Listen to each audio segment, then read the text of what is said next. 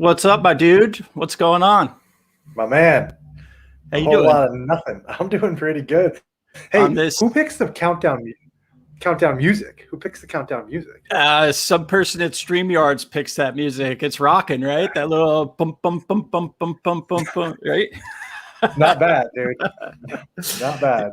Hey, well, welcome everybody to Retouch This on a Tuesday instead of a Wednesday this week. So we're doing things just a little early, going live today because I'm going to be unavailable tomorrow. And luckily, Brian was available today as well to get the show together for everybody. So really stoked on that. What is Retouch This? Well, Retouch This is I'm a professional modeling photographer, have been for about 20 years. And a lot of times I have to sit here for hours in front of the computer, retouching images and editing photos of just mildly hot bikini girls and lingerie models, just mildly. So, sometimes it's fun just to have some people come on board and we talk about things that's happening in basically like pop culture entertainment, Marvel, nerd stuff, nerd out with your, what out. So what's going on today, Brian? How you doing? Not too much, man. Just taking it easy. Kind of a quiet day up in LA. No, I'm here. Oh, cool. All right, John. I thought I had lost you for a second there. Yeah. Good to know, man. No, I'm good. I just been. Always what? No, go for it, buddy. Oh, no, just kind of. Do we have a delay? I'm not sure. What do you think? Can you hear me right now? Yeah, I can hear you. I think we're good. I think we just might have had a little slowdown on the delay or something like that. Okay. Mr. Captain Clint Taurus. So I'd spice it up a little bit of an alter ego. I was asking about the music because I watched this FPL show called Black Box. And dude, I'm not kidding. Their intro, like beat or whatever it is, it's the fucking hottest thing I've heard in a while. Like I'll watch. They play it for like 5 or 6 minutes. I'll just keep looping it. Like I won't even watch their hour like show yet. I'll loop it for like 20 or 30 minutes, and it's just a beat. Like it's not like a lot of changes or up and down. That's why I was wondering about ours. Like I dug it. That was good. But yeah, we got some fun stuff to get into today, right? We're gonna talk a little bit of Oscars, some Mortal Kombat, some of that good stuff. What do we got lined up?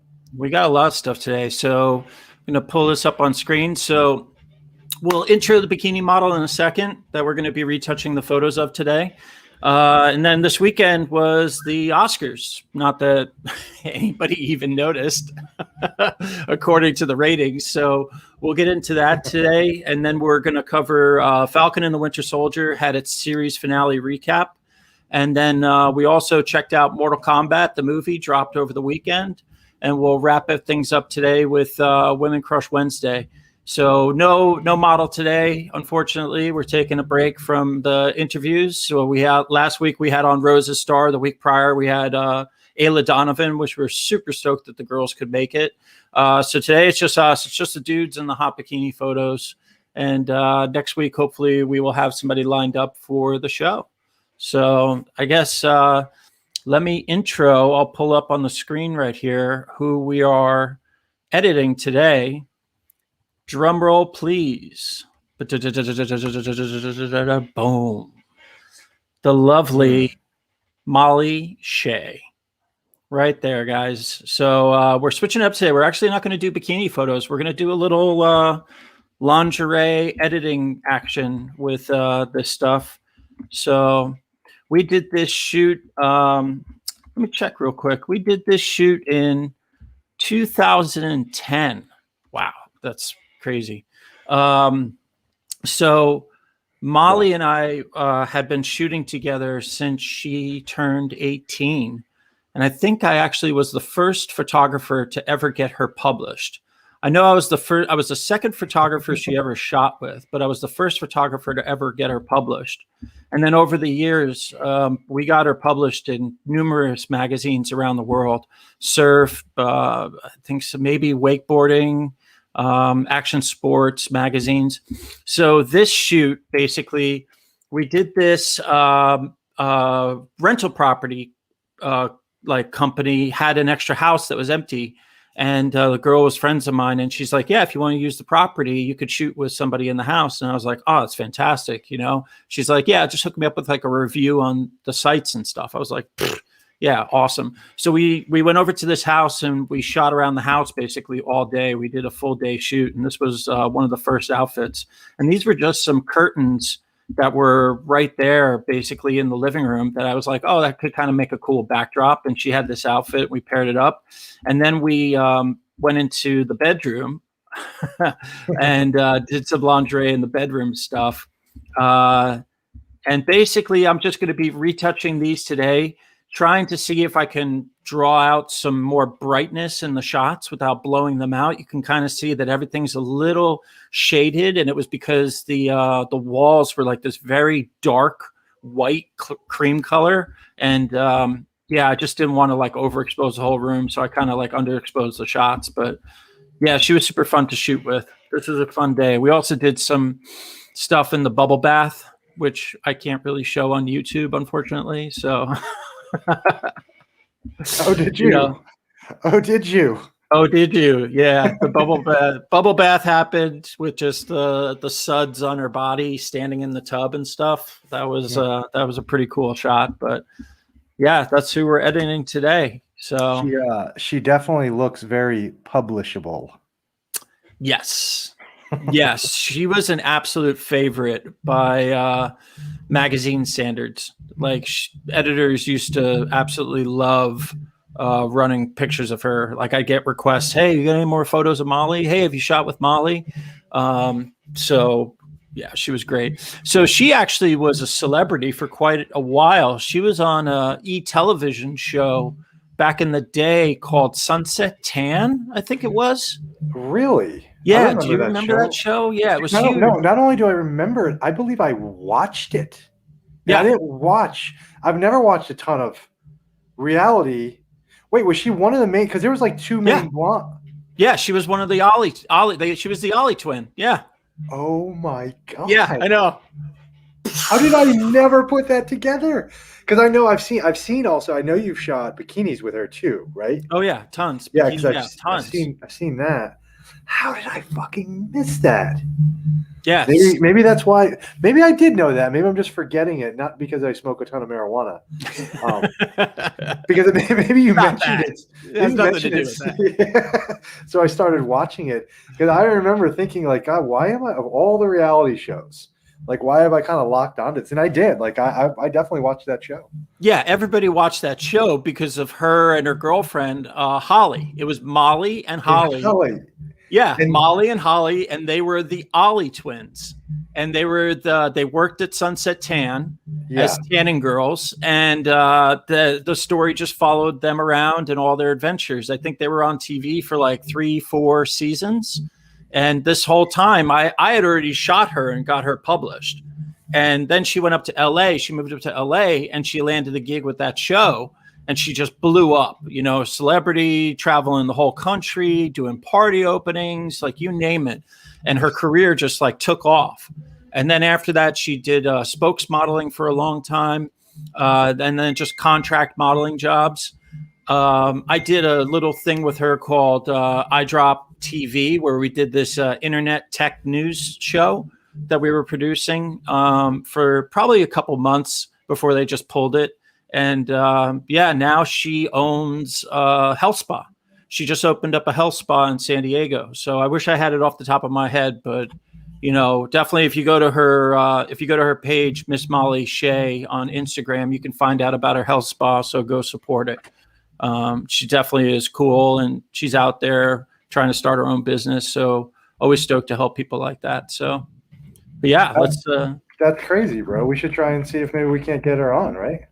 I would love to get her on, man. She's probably pretty busy nowadays starting her own business. Yeah.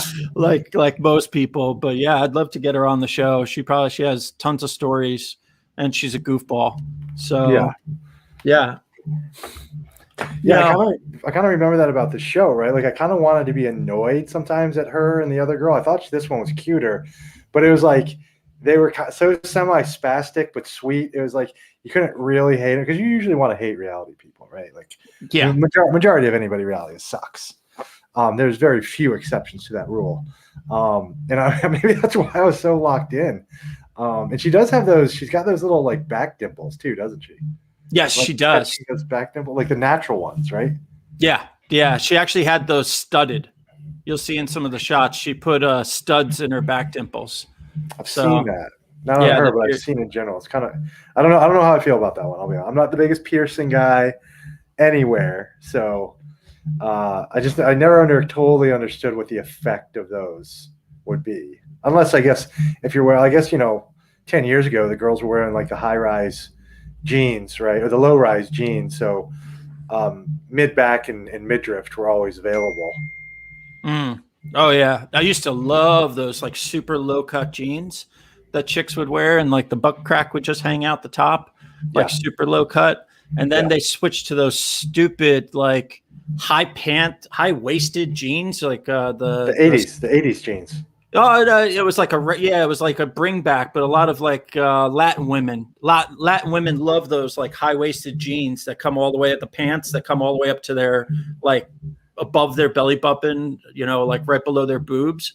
And I just thought, like, I used to say to girls, I was like, you do realize that every guy in the world thinks you're just hiding a gut, like a beard, like you just bring those pants up like this high and you're calling it fashionable. But we're all kind of like, yeah, you got something going on underneath there. You don't want people to see. That's what's going on right there. Well, so. And the other like what we're talking about, the low ones. First of all, yeah, they were fantastic. And it was really interesting, right? When those hit, they used that David Cassidy song, and maybe it might have been a Levi's commercial. It was like, I think I love you, da, da, da, da, right? And it was just these rocking chicks' bodies. And then it like Britney started doing it. I mean, that's when, kind of when Britney Spears was, I feel like she really embraced it. And the problem is, no offense to all you ladies everywhere, but for God's sakes, you as a group are the biggest fucking followers ever. And I only say that, it's going to be a little negative, but those jeans were not for everybody. That's a nice way of putting it. Yeah, like I'm fucking sorry. They weren't. And same thing with this like yoga pant thing.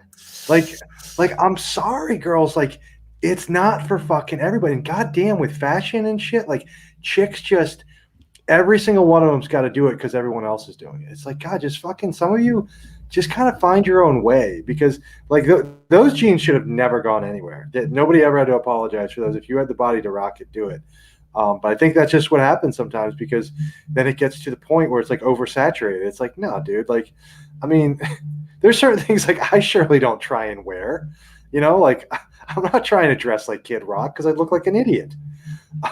Like, right? Like certain dude, like my fucking hair for one, right? It's been like this since the third goddamn grade. We call it the Peyton Manning, right? Parted to the left.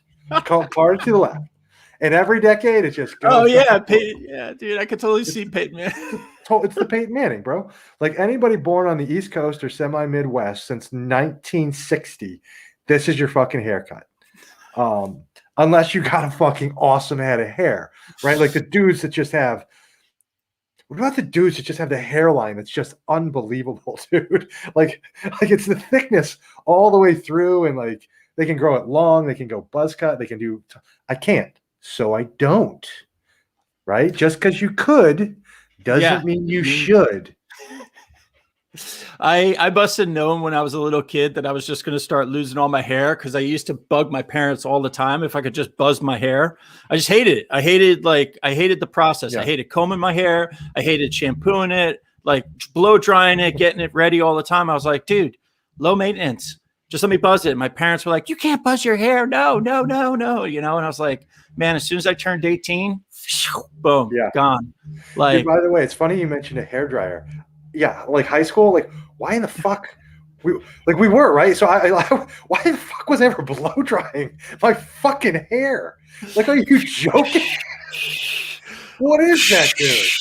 Every day before school, bro. It was like I'd rather sleep, man. Give me this extra 10 minutes. When I think about it,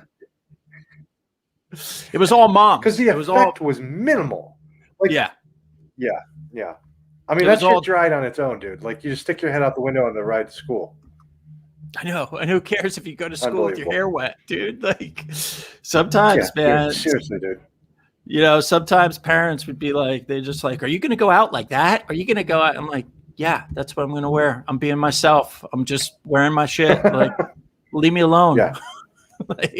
like you said, low maintenance. I'm not going to a power meeting on the 15th floor in Manhattan, right? Leave me alone. Yeah. I got a t-shirt and my hair is at least combed and washed. That's the extent of my interest in fucking hair. Yeah, I don't smell like Right, I'm not leaving the house. Right. I'm not leaving the. What was it? Underwear. I'm not leaving the house like Pigpen from Peanuts, with the flies and everything like swirling around me. It's like, dude, I got it. Let me know.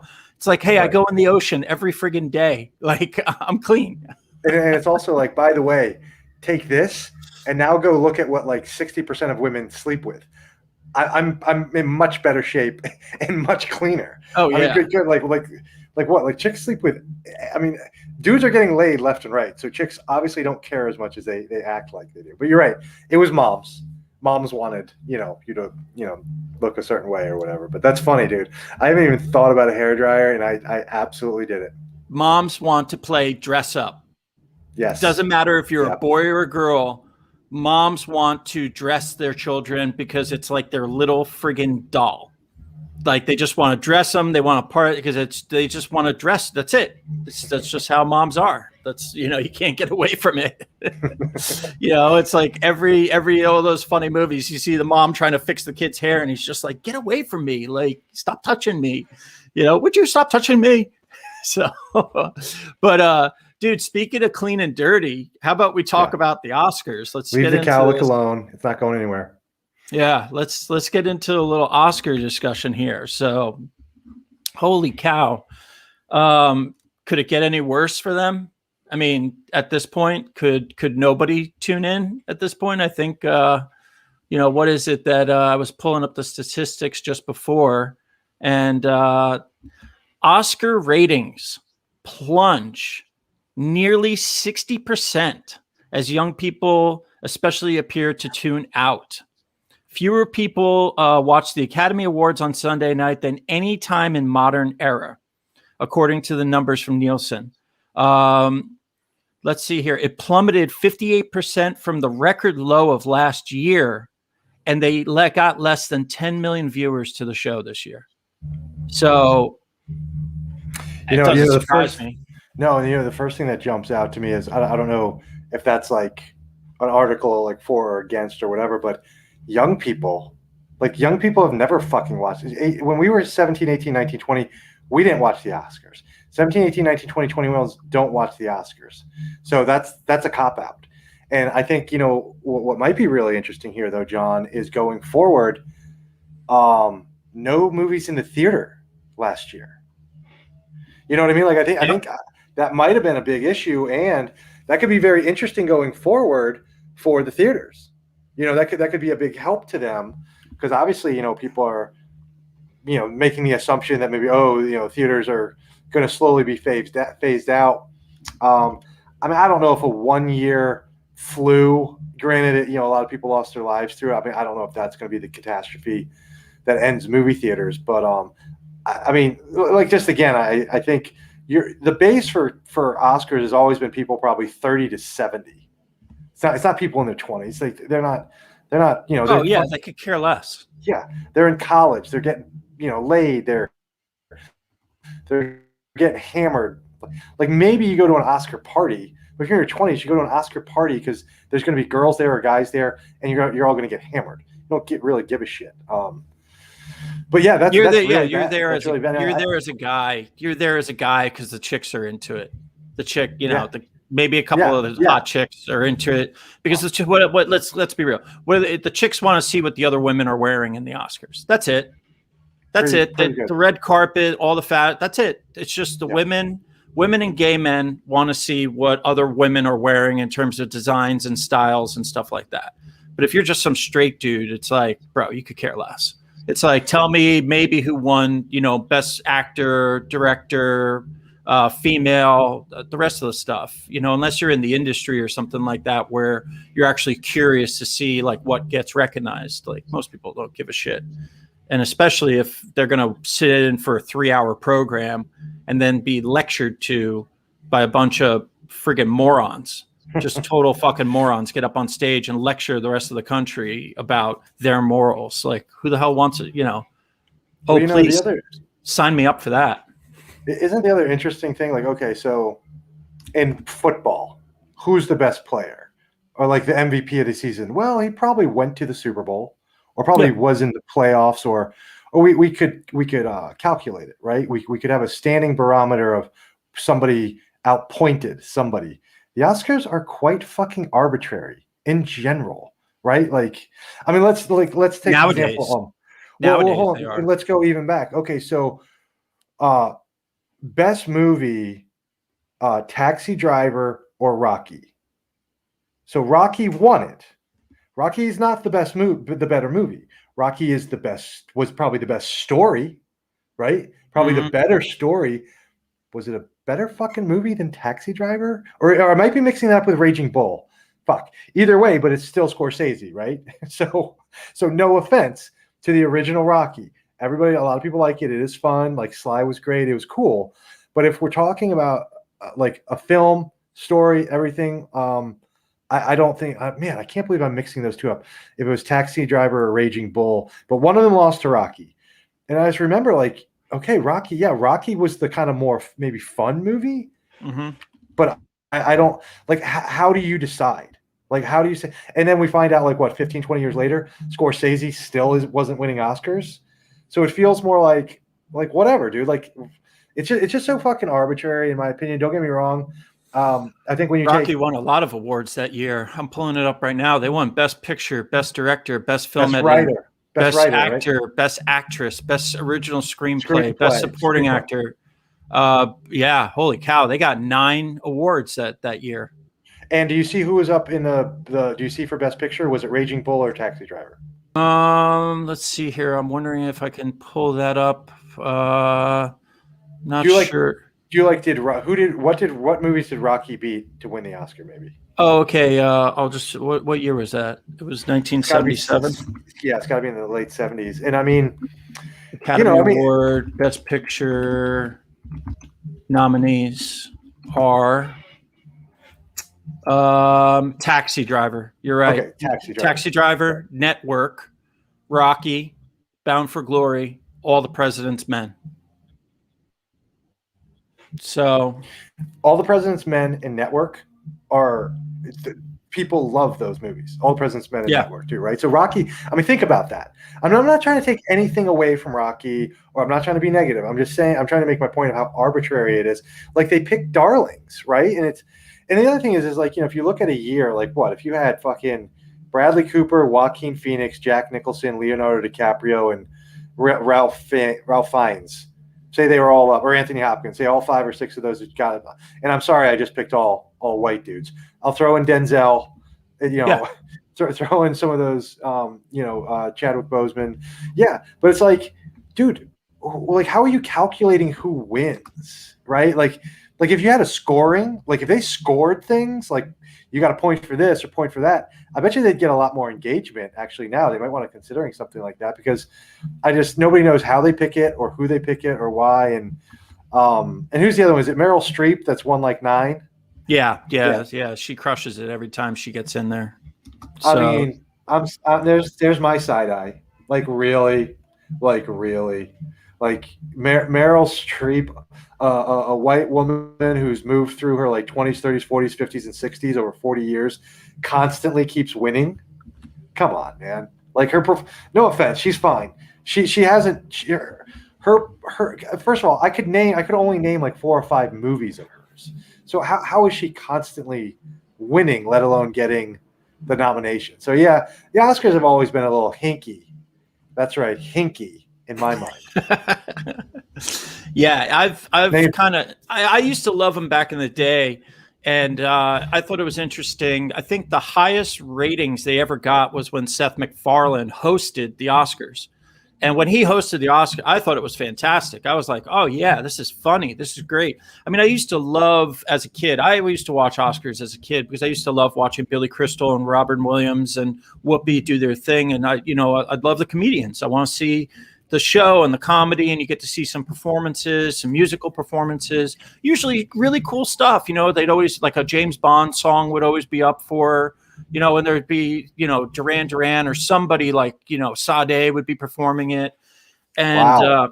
Sade. Yeah, Sade. Wow. Yeah. Pull that one out. It's as nice as my hinky drop. Hinky drop. So, I mean, it was cool, but once again, politics has inserted itself, and specifically one-sided politics has inserted itself into everything Hollywood. And if you want to see how that one-sided politics absolutely destroys everything in culture, look at the Oscars. Look at how bad that show has gotten. You had to get rid of your hosts because nobody wants to host it, because they don't want to get, they're afraid of being canceled.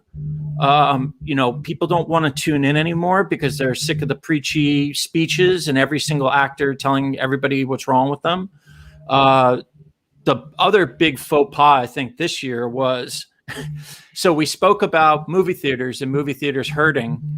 You would think that the Academy Awards of film would want to do something to encourage people going to the theaters. And it's right. Like, okay, so why don't we host the Oscars at one of the big Los Angeles mainstay theaters, which are closing, which are going out of business? No. They're going to host it at Union Station, and they're going to basically spend the week prior moving thousands of homeless people out of the area so they could set up their multi-million-dollar, tens of million-dollar production. And on top of that, they're going to take the homeless people and then put them in hotels and pay for that, just so the rich people can't see that. Oh, and Are you then maybe foregoing all the donation, all the goodie bags and stuff? No. You're creating $250,000 gift bags for all the attendees. $250,000. Yeah. $200-something thousand a person for all of for those attendees. You want something funny too? Is I would say, depending on who a nominated actor was or who was there, there are definitely some actors who are a little newer and say they get like kind of out of the blue an Oscar nomination. That basket is 5 times what they would have gotten paid for some of those movies. Oh yeah, right. Oh, like that's God. Crazy, dude. It's crazy. And some of the shit that I heard was in that basket. It's like, and how much they said it was valued at. It's like, who even fucking wants that? Like there was something. It was like a CBD vape thing or some shit. Like it sounded like if you wanted to go buy it, it literally might be a few $1,000s just or whatever. And then some spa thing. Like I don't know. Like some of the stuff, it just sounded even like nonsense. It wasn't. Oh, there was something in there like Zurich, like some sort of spa in Zurich that just ridiculous. Like you could not be more out of touch with just the Americana and the common man of today. It's right. Yeah, right. It just blows my mind. Like when people are coming out of a pandemic, you have tens of thousands of businesses across the country have gone out of business completely. People have lost their savings. People don't know if they're going back to their jobs. People who have gone out on the street. You literally have something like out of Hunger Games, Hollywood staging. Like it's Hollywood the capital. Style. Yeah, it's like the capital city. And, everybody can eat and everybody's got food and we're getting $250,000 gift bags. And all those homeless people in LA, just move them out of the way. We'll just put them up in a hotel for 3 nights, and then just let them go back to the streets. Like they're so devoid of reality with the Oscars. I don't even know how they bring this back. I don't see that there's a shining light. And like so, and you and I were talking this a little bit before the stream. So I live a mile from the Kodak Theater where they have that ceremony tons, and you're a lot of years. They have tons and tons of fans. Like the outside structure where the red carpet and stuff is quite available. It's not like you're getting to stand next to Brad Pitt or some shit, but it's accessible. So fans can be a part of it. And just how ironic was it, like this year? Oh, and the other thing about the Kodak Theater is that part of LA is now probably, I would estimate, 300-400 homeless tents and encampments are surrounding the 4 blocks around it. So it is, that's a very interesting move. They're probably going to take a beating for that, but the long and short of it, movies are fun and that's great. And so when you have all these things around movies that make people like, yeah, like it's not good, man. It's not good.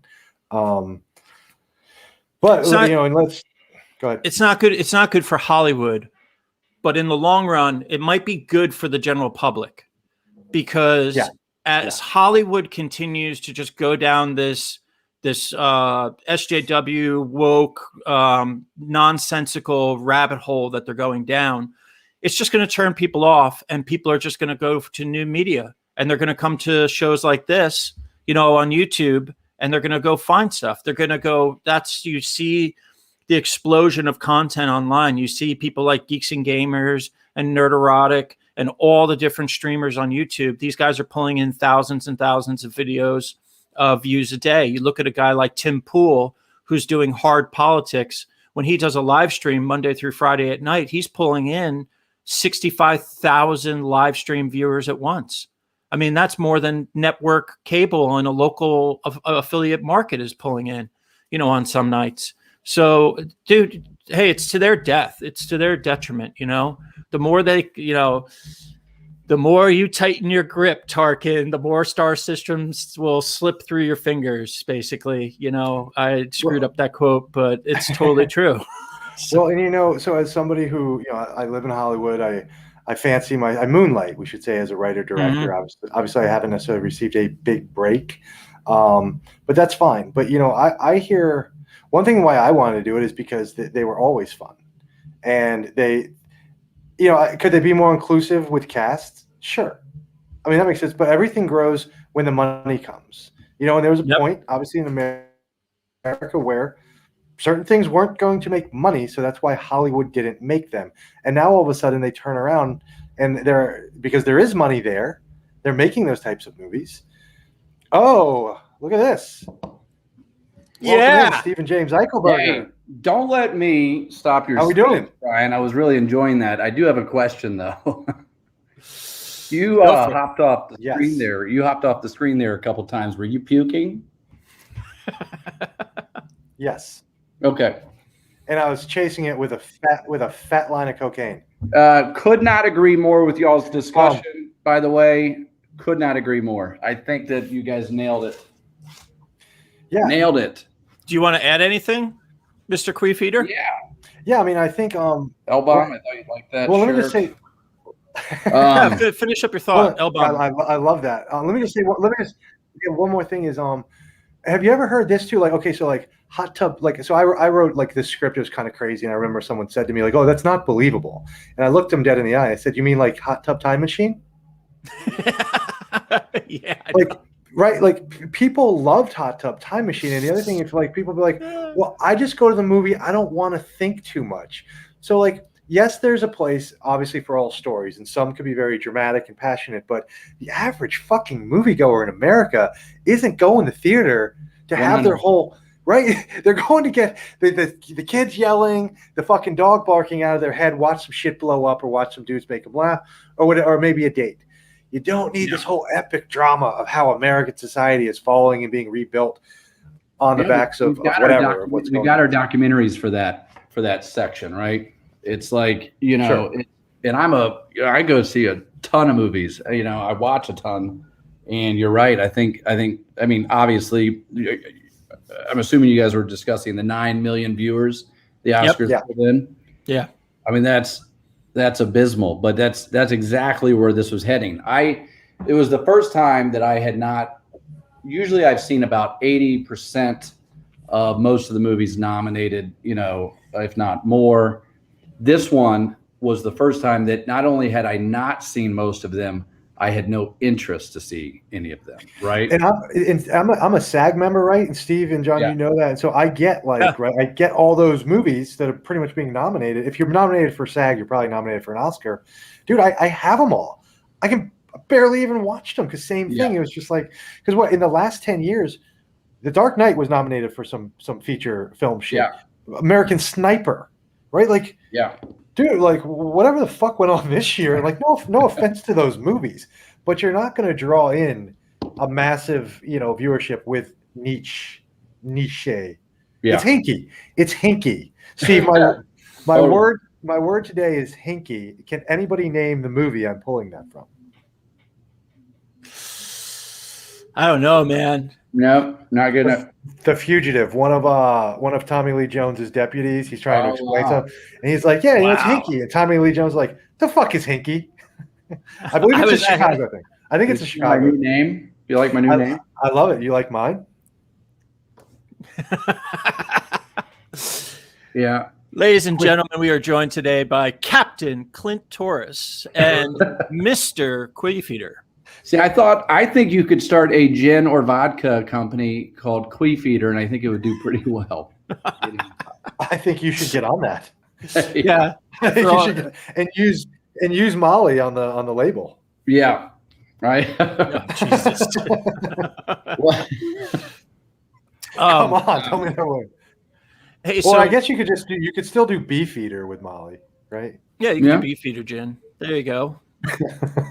I was going to just wrap it up and say the other thing, I think, Queefeater, you're 100% correct, is we saw this coming and we saw where it was going. Yeah. And now with the new rules in the Oscar, them putting in a quota system of only movies that meet this racial quota can get nominated to Oscar. It's like, okay, well, what the fuck's the point of art then? Well, you know what I mean? Like, it's so absurd. Like, and you go down a slippery slope, right? So now to even question that is then you run the risk of being labeled bigot. Istrophobe. Yeah. Right. And so it's like you've left no room. We're squeezing out discussion. Yep. There's just no room for it anymore. It's everything is either you're on this side or you're on that side, and it's awful. It's one last thing for me too. And I read an article that made me feel a lot better about it. I was going to come on here and kind of get a little hot and bothered about people claiming, no offense to Chadwick Boseman, the guy was phenomenal for the amount of time we had him. I loved the films I saw him in, but I saw some people saying that he was the favorite to win. I just want to be very fucking clear. If you're ever up for an Academy Award and Anthony Hopkins is nominated also, you are not the fucking favorite. No chance. And I read something that I guess one of his brothers or something came out and they said, Chadwick thought it obviously would be nice. It'd be cool. He didn't put a ton into that because it is just an award. It sounded like the family was kind of on the page I'm coming from, because at the same time, did any of us see The Father? No, right? Did any of us see Ma Rainey's Black Bottom? No. So if you're going on overall body of work, Hopkins is 83. Could very well be, one of the last opportunities. And it stinks that we couldn't be there in person. But I just wanted to say that anybody who ever, people throw around this favorite or this or that, like, dude. Again, if you're ever in a category with Hopkins, you're not the fucking favorite. That's fucking funny, dude. I mean, we're talking about one of the greats of all time. Like, you can't say that about every actor. There is, like, you're an actor, you're a good actor, you're a great actor, but then there's these people who are just on another friggin' level. Right. What is him and Daniel Day, right? Nicholson. Those dudes. I think a very underrated film over the years. Meet Joe Black was on the other night, and I watched the whole damn thing. I actually think that's amazing. A good movie. It's a really good movie. It'll suck you in, dude. That movie will totally suck you in. The beginning, right? Yeah. When he goes in the coffee shop, and then Hopkins comes. Yeah. Another one. I'm Amistad. He's John Adams or John Quincy Adams? Oh, fantastic that movie. speech at the end is fucking great. Right. Yeah, So, he's John Quincy Adams. Yeah. He's John Adams' son. Yeah. Because he walks, when he gives that speech at the end, he walks up to the bust of his father and kind of draws on, the emotion of that. Oh, fantastic. I love that. That movie was. Oh, what's that? we haven't even touched Silence of the Lambs, and we don't have to. We don't even have to. What about another one with Fracture? Fracture. Who is that in that one? It's somewhat of a legal drama, right? Yeah, it's a legal drama. Richard Gere? Is it Richard Gere? It's got the guy from The Notebook. What's his name? He's a good actor. Gosling. Yeah, that's right. Gosling. The guy. Yeah, Ryan Gosling. I'll pull it up right now. Yeah. Billy Burke. He basically kills his wife and does it so obviously, but he does this whole mind game on the police, on Ryan Gosling, and it takes the whole movie to get to the very end until he figures it out that they never had a murder weapon, but the murder weapon was put into this big architecture sculpture piece that he had done in the very foyer of the house. Oh, wow. That was I haven't seen that movie. I got to watch that movie. Dude, absolutely go see it. I also, whenever we can go on to another topic, but we're not ending the night before I give a couple recommendations. Real quick, Queefeater, what you just did there silently that nobody probably noticed was pretty impressive. That was pretty impressive. Like, you know what? I'm just gonna say you're a fucking good dad. Like that was amazing. So yeah, what do you got? You got some Ricos for us, Steve? What do you got? What's that? You got some recommendations? Oh yeah. So I've got all right, on Hulu there is a show. It was a one-man show off Broadway. In and of itself? In and of itself. Talk to me. I have not seen it. Talk to me. So I was waiting for you to tell me you saw it, Linsley. I know. Before I was guinea pigging you. I've been waiting for you to tell me you saw it, because then I was going to tell you that I saw the show live. Oh, shit. I've been waiting for this to hit. I didn't know how they were going to figure out a way to bring this to the screen, because I was like, man, if they can figure out a way to bring this to the masses, it'll blow people's brains. It is such a good show. It is so much. Put your phone down and take an hour and a half to watch. It's part magic, part illusion, part storyteller. You walk in, the first thing you do as an audience member is he's got 1,000 like Post-its on the wall, and it's like, I am an author, I am a truth teller, I am a soother, I am a philanthropist, I am a father, I am a grandfather, I am, a mother. You can pick. There's 1,000 options. I am, and then an adjective. You pick one, you give it to a lady, and you go take your seat. That's the only thing I will tell you, and then maybe go see it. I mean, I heard great things. Hulu in and of itself, it will. It's really amazing. Stick with it. The guy, it was phenomenal. Stephen Colbert and his wife are the executive or producers on it. They did it. Frank Oz directed it. And they did a really good job with it. You got me right there, Frank Oz. That's it. Yeah. I'm in on that. So all right. Hey, John, should we knock out Mortal Kombat kind of quickly? Yeah, why don't you do that? I'm going to take a little station break. You got it. Perfect queen fart. Wait, Queefeater. Queefeater. So I'll pull up let's see here. All right, so Mortal Kombat, everybody, came out last week on HBO Max and in theaters, and it came out to some really kind of like up and down, all over the place kind of reviews online.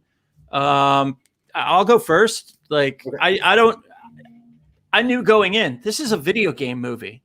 Like, I'm not going into this looking for my soul, some like introspective soul searching thing. Like, this is just bringing back nostalgia from childhood of these characters and playing them in a video game. You're going to Mortal Kombat for the fighting, some cool kung fu, some badass fatalities and just special abilities and stuff. And you're just hoping that it's just not a cheesy piece of shit mess. I thought that I watched it twice. The first time I was kind of like, okay, like I get it. Second time around, I was like, oh yeah, this is freaking awesome. Like I could, really? Yeah. I could, if this is one of those movies that if we still had cable TV and stuff, if this came on, I get sucked in a second. I love action, kung fu. I thought they did a great job. I mean, the intro battle with Scorpion and Sub-Zero before that, those characters, fantastic. The fighting in that scene, that was it. The fighting in the whole movie just seemed awesome. They did such a great job with that. Another thing I love, Kano. Kano steals the whole friggin' movie. Holy cow. And guys, we're going to get into heavy spoilers in this discussion. So if you want to cut out like right now, fine, come back in a little bit. Or don't come back. Oh, well. So Kano totally like Kano says, get fucked. Get fucked. Get fucked, Blondie. That was the line of the movie, right? God, dude. Phenomenal. He was just, where did that guy come from? Yeah, need to find more of that actor. I wish I knew his name. God, dude, like that guy just crushed that friggin' role. Like it was like, oh, okay, did they just go to the backwoods of Australia and find like the rowdiest, just like son of a bitch you could find? Like that dude was fucking awesome. Let me think what else was really cool. Yeah, I mean, I definitely I did like that it was almost like a prequel. You were setting up the characters. And, they brought in some of the traditional characters, your Goro, your, who else? Of course, Sub-Zero. You bring in all these people from the original Mortal Kombat and you're thinking like, oh, they're going to be here through the whole thing. And it's like, no, fuck, like just, kill those guys off. And you're like, whoa, really?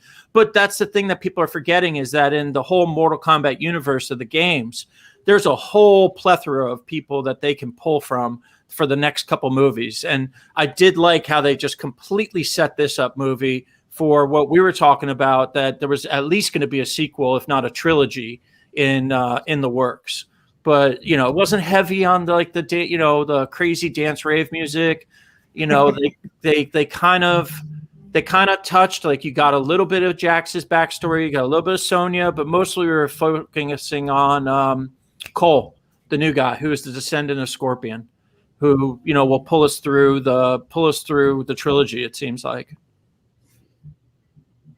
What do you think, Bri? Yeah, I'll be brief. Yeah, I'll be kind of brief.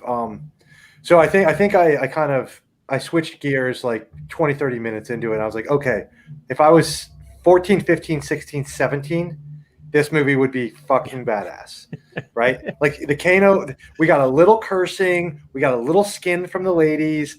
Not like super gory, like felt real blood, but enough kind of like gore, like movie blood with some of the killings. The characters for what they are, good job. But obviously, the one question mark for me was, did they really kill Sub-Zero? Like I'm assuming he's got to be coming back, or I missed something because it did seem like he died at the end. But overall, yeah, if I was gonna like at where I am now in life, like it wasn't my cup of tea. I thought things could have been this or things could have been that, but I'm not the target. Like people might think we are. We actually probably aren't the target audience. Oh, I think, right? Like literally 12, 14 to maybe early 20s, and then anybody else who jumps in there, they're happy with. So how did it I'm with you. Do we know? Not really sure yet. I can't tell, because it was released on HBO first. But you're right. I think they did. Right. But for what it is, in the grand scheme of things, very good effort. Very good effort. Yeah. Yeah. Right. And like you said, John, like they'll bring it back. I actually read an article. There might be 3 or 4 or 3 more. Like they clearly have plans to move forward. So 100%. Let's see here. Variety. By the way, I was doing because when you were playing the video game, you would start wobbling like this, and then Kato or whatever would jack you up. You all remember that? You'd start wobbling when you were all. No. Okay. I don't remember playing this game that much, but yeah, Kano play stole Mortal the show. Kombat, the video game. Oh To yeah, some yeah. When extent, you're I about did. to, you'd be standing there, just kind of like drunk as a skunk looking. Yeah, Like and then like Sub-Zero would be like, "Come here," and then you Yep. toast. You know. So it looks I like think I Mortal was Kombat. always getting. Elbom, did you say I think I was always getting pussy? What was that ding? Is Was what that you for us? said? Did somebody like something we said? I was always off getting pussy. I don't know much about the game, the video game. I think I might have been playing more Street Fighter or something. I don't know, John. By the way, early on in the show, you kept saying like I got her published. Every time you kept saying I got her published, I felt like you were about to say I got her pregnant. That would have been a lot of random times from the beginning of the show. That would have been a lot of times, Brian. Every time I was like, I got her published. Right. I got her published a lot of times. Yeah. It looks like because it's Mortal with a Kombat. P too. I was like, is he about to preg? Okay. No, I wouldn't admit to that on stream, dude. So it looked like Mortal Kombat opening weekends, $54 million in revenue across all reopened North American theaters. Okay. So 54 million. I'd say that's a win. That also sounds like a win. This is my guess. This is right in the wheelhouse for a show that's going to mop up in overseas. Yes. Yeah. I could. The Asian markets, as they say, the Asian markets. Yeah, the Asian markets. Very interesting. As John, I don't know whether Linsley told you, but I do real estate development. I actually saw a hard pro forma one time for a movie. A producer, somebody was trying to get a pro forma that actually hit Gino showed it to me, and it is almost identical to what you would do with a real estate development, like the spreadsheet, everything. And you could click on the tabs, and at the time that I was looking at this spreadsheet, it was a full investment. And you could see they had it down to the dollar of whether you swapped out Jean-Claude Van Damme for, actor, and it changed what it did in the revenue on the revenue column in Asia and Germany. And I'm telling you, and this comes as no surprise, but to actually see a movie in Excel spreadsheet form and to be able to manipulate it based on, previous box office, what you've done, what that actor has done, there's an algorithm to, their projections on what a movie will do. It was very interesting to see. It's a science, basically. Yeah. They've got this shit so planned out before they pull the trigger on something. Yeah. They run all these numbers, everything is planned out, which goes to what you're saying right there is, if you notice in the movie, a lot of these actors, I've never even heard of some of these people before. Lots of no name, I think some of the Asian actors are a couple famous martial artists and they've been in stuff before, but most of these guys this is a pretty big role for them from what it seems like. And that definitely probably helps in the bottom line of the production of the film for them to come back opening weekend and make 54 million because Godzilla, they did more than Godzilla and they did more than this other one called Demon Slayer. Wow. So, go on, Brian. Oh, no, I was just going to say, and you guys are right. You save money on name actors, right? Yeah. Because say they had filled that with name actors, your budget skyrockets. But if you kind of hash it out, white girl, Aussie guy, Asian actors, right? So the inclusion thing, it's definitely a way to get to where you want to be. And that thing you were talking about, Steve, makes a lot of sense because, Steve, obviously, and he and I, we've talked about this stuff, and John, you and I, one of the things, the biggest one is the 4 quadrants. Like if it's a TV show, if it's a fucking cartoon, if it's a movie, the first thing you're going to be asked is what's the first quadrant you're hitting? So it's like 18 to 36 male, right? That's just bottom line. You can go action, funny, whatever, horror. Then there's the date group, right? Is it a date movie on any level? Because it's guys and girls and usually younger women.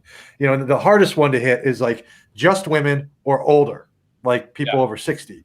But if you find something that you can squeeze somebody into the 4 quadrants, and you find it out here when people are pitching something, if they don't bring that up, that they've at least thought about that, you're in big trouble right there in the room. I think the money spot is once you're an actor and you've proven yourself to a certain point where now your agent is running their own spreadsheets, and now you know that it makes more sense on this film to take back end, right? Rather than you may reduce your fee, Sure. and you know you're going for the back end on I just think that stuff fascinates me. I think that Or part possibly a bomb predictor. Like you and your agent are looking at that, and you guys are like, well, maybe we should back out of that. correct. Right? Like, yeah, pay me sounds like very useful. Yeah. Good, good use of Excel, boys and girls. Right. Well, I used to also have a theory that whenever you saw a movie just being advertised like a motherfucker, like hard, that meant that the test audience, it was sucking with all the testing, and they were trying to make all their money that first weekend because they knew it was going to fucking bomb, and so you had to try to make it all right there. Yeah. And anyways.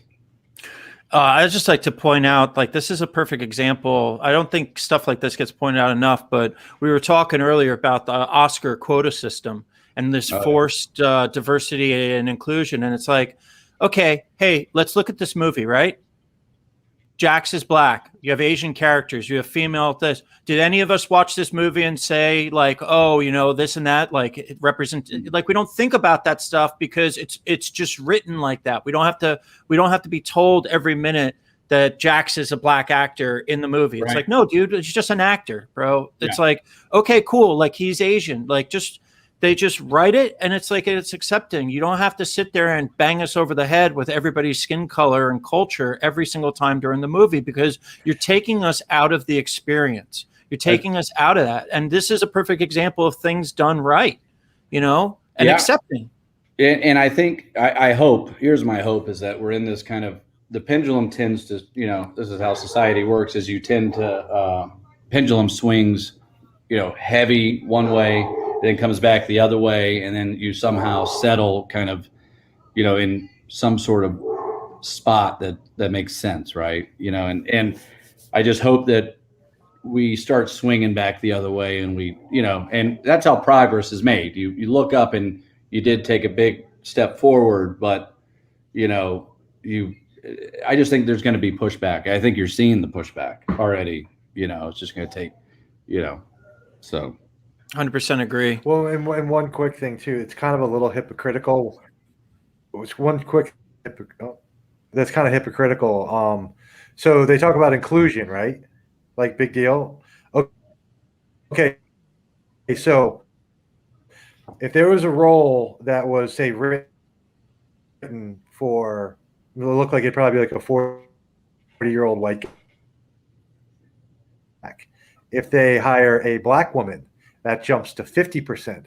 Like all this stuff that they're talking about being inclusionary, they're only doing it because the money that they get back from the movie is it's massive. It's like you spend $200 million if you cast like a whole bunch of white dudes or whatever, but if you mix it up with some black women, Asian women, whatever, everyone's worth a dollar amount that you get back from your production. Yeah. So it's like I spent $200 million, got $100 million back, and I haven't even sold a ticket yet. So it's kind of like, okay, like you say you're including people, but if the money wasn't there, would you really be including people? So yeah, and that's right. But we've also learned in society that sometimes you have to kind of force the issue, right? And that's what we saw. And in this particular case, look, it doesn't take. Was there whitewashing going on? Absolutely. Was there all this stuff going on? And sometimes you got to kick and make some noise. 100%. To get movement, right? But there's a point where there's going to be pushback, and I think we've reached that point.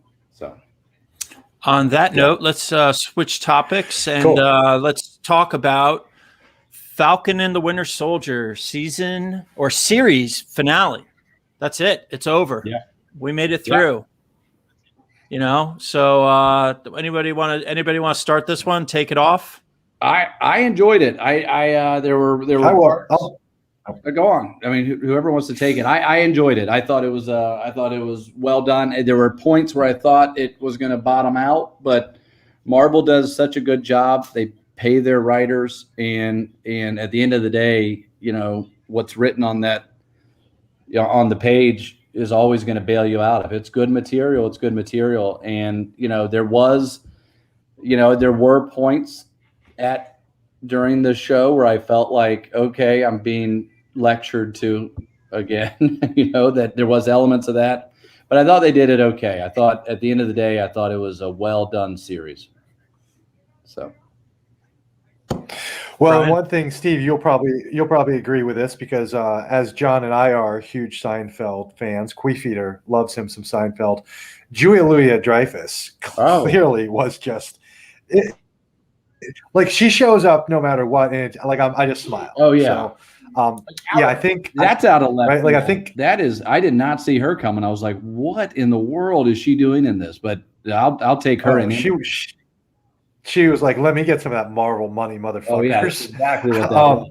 Like but she also when Marvel calls, you do not say no. I just and she brings a level of credibility just in general too, right? I can't remember if John said he watched a lot of Veep. Veep, I watch Veep now like I used to watch Seinfeld in syndication. I fucking love Veep.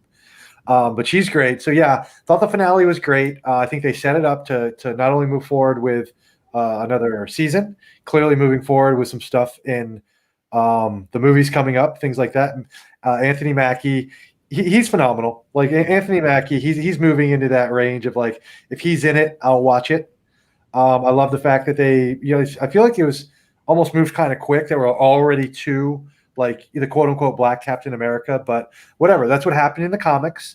So I think they're doing that justice. Love the Winter Soldier characters. I think, like we were talking about, like, Baron Zemo is clearly not. He's going to be around causing trouble. And you remind me of the Winter Soldier, just everything, like just your strong jaw. Thank you. Thank you. You give off a very Winter Soldier vibe. my electric dick. Yeah. My metal dick. I mean, yeah, your sex appeal is off the charts, especially tonight, right there with a little puke in your mouth, I think. That was drainage from the blow. Right. That guy. Did y'all notice that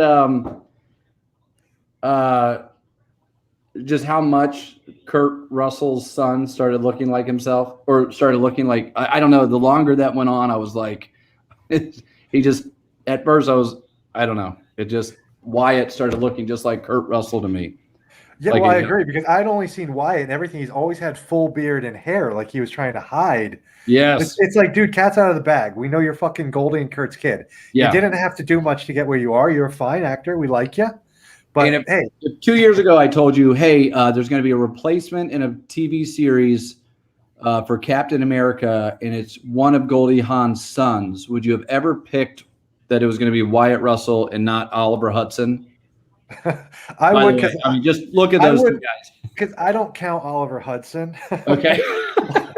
It's a dick thing. I forgot y'all still have beef, right? Yeah. It's a dick thing. It's an issue with me. Yeah. So I thought y'all had squashed your beef, but I see that you and Oliver still we still haven't made up. No. We tried to settle on the golf course a couple times, and we're not there yet. Yeah. Well, I'm on your team, man. I will take a swing at that ass that clown. Whew, thanks. Yeah.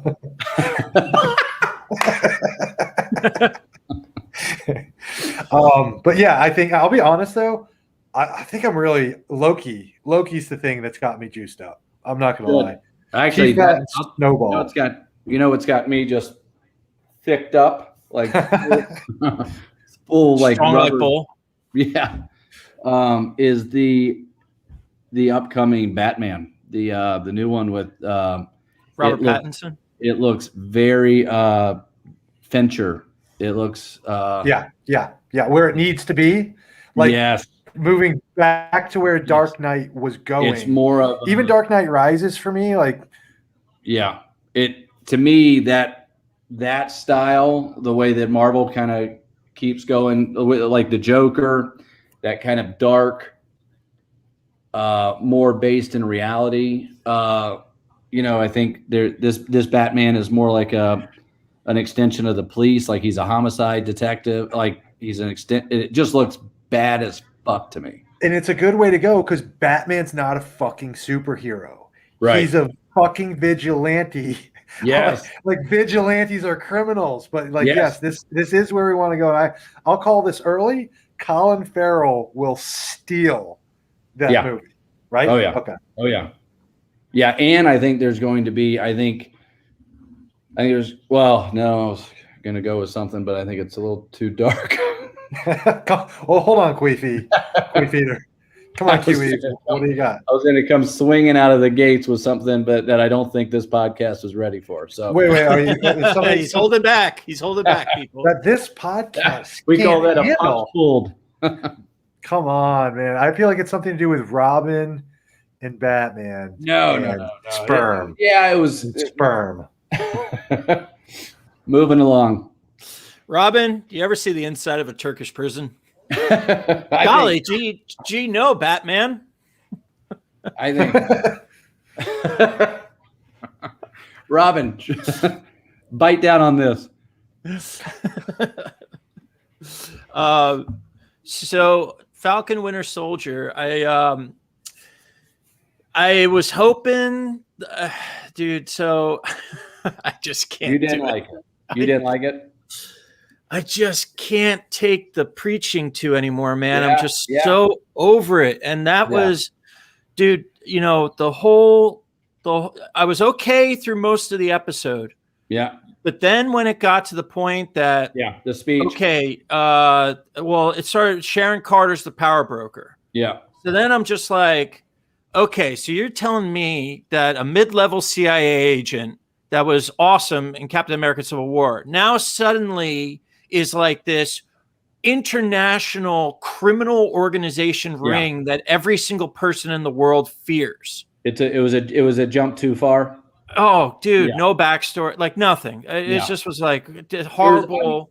It was uncharacteristic of Marvel and Kevin Feige. Usually there's a tie-in or a back. Yeah, that was a leap. There was definitely some preaching. I was just saying that my overall grade, I'm giving it a solid B. I was thinking it was going to dive down to a C at one point, but it never got to the A. But I watched it and I didn't mind watching it. It just kept my attention. But all your points, I agree with. I'll go C+ with this one because I gotta give him credit. That's the whole thing with Sharon Carter ties into the whole criticism of what Marvel's doing called the MCU. Yeah. Where it's all every woman is amazing, every woman's a Rey Skywalker, every woman's going to be in power, it's just like, dude, come on, bro. Like, and so that was unbelievable. She just shows up by herself. She has no attaché. She has no guard. She can suddenly, she's confronting. She's going to shoot the flag smasher girl who I couldn't stand from the start. Yeah. And then she gets shot. Sharon Carter gets shot, who's Sam and Bucky's friend. Yeah. But when they kill the Antifa flag smasher girl, I mean, I thought Sam the Falcon was going to start bawling his eyes out. I mean, he's cradling her and oh, you poor girl and this and that. And then the whole imagery of him flying in front of all the cameras like the Archangel Gabriel, lying her body down on the street in front of everybody. What the fuck, dude? Come on, man. Like, it's garbage. Gloves are off. I love it. Fucking garbage. Actually, when you start hearing a speech like that, and I sit there and I'm like, I start to come around. Yeah, I think she was a terrorist. She was a terrorist. In any other movie and every other Marvel thing, she was a terrorist. At first I thought she was the girl from Orange is the New Black or Russian Doll. And then I was like, wait, no, that's not her. Dude, it was so bad. And then, they make her then to be this martyr. And it's like, no, she's not a martyr. And, she questions Sam, like, what have you ever fought for? Like, who the fuck is writing this dialogue, man? What the fucking Sam fought goddamn Thanos, dude? Like, what do they not even watch their previous movies?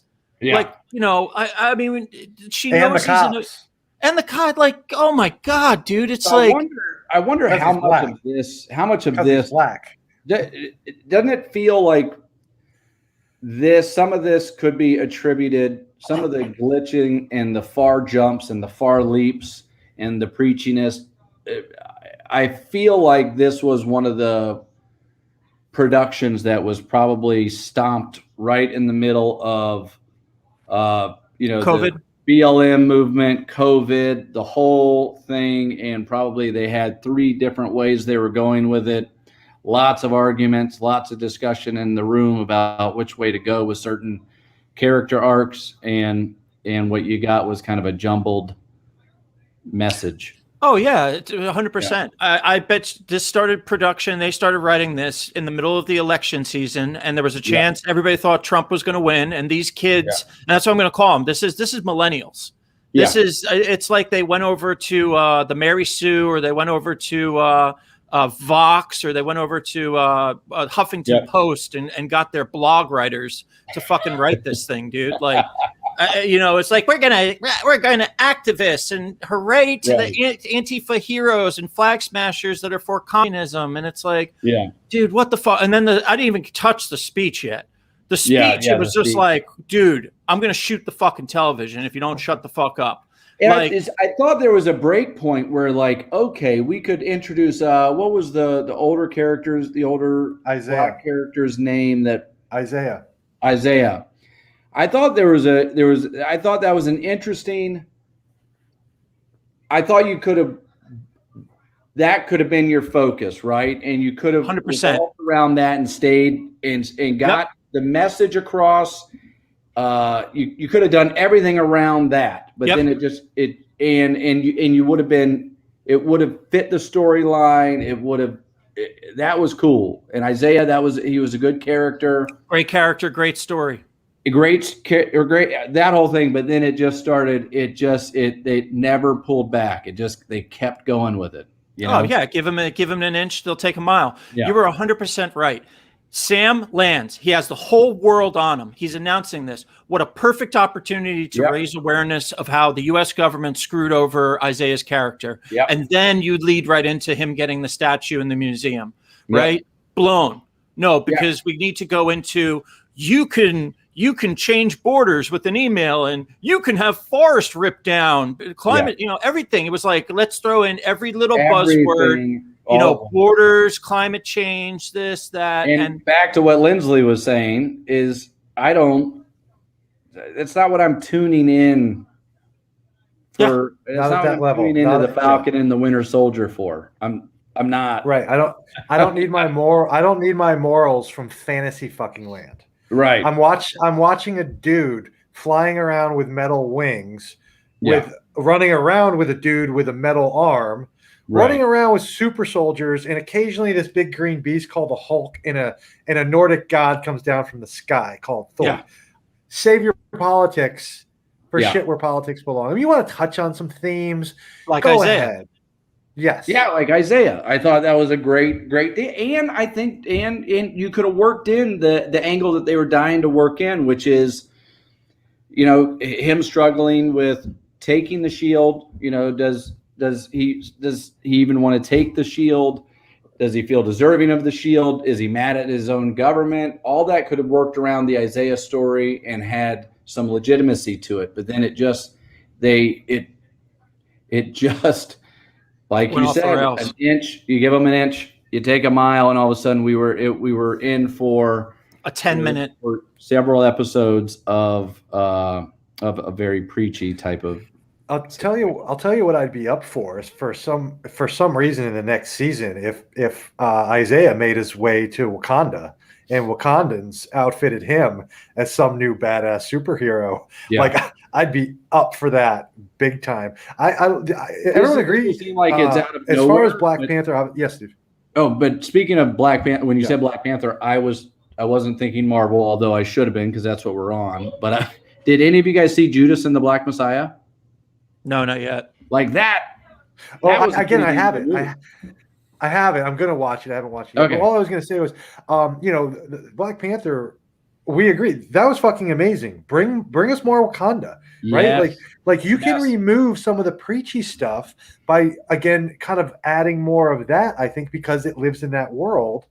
And John and I were talking last week, Steve. I think sometimes when you show things as it's normal, like as opposed to what was bad or what happened in the past, the younger kids watching it will just view it as normal. So instead of not looking at as a black person as their equal, they will, because in the films they're watching, they grew up just saying, oh, but wait, we seem like we're equal. All the movies are.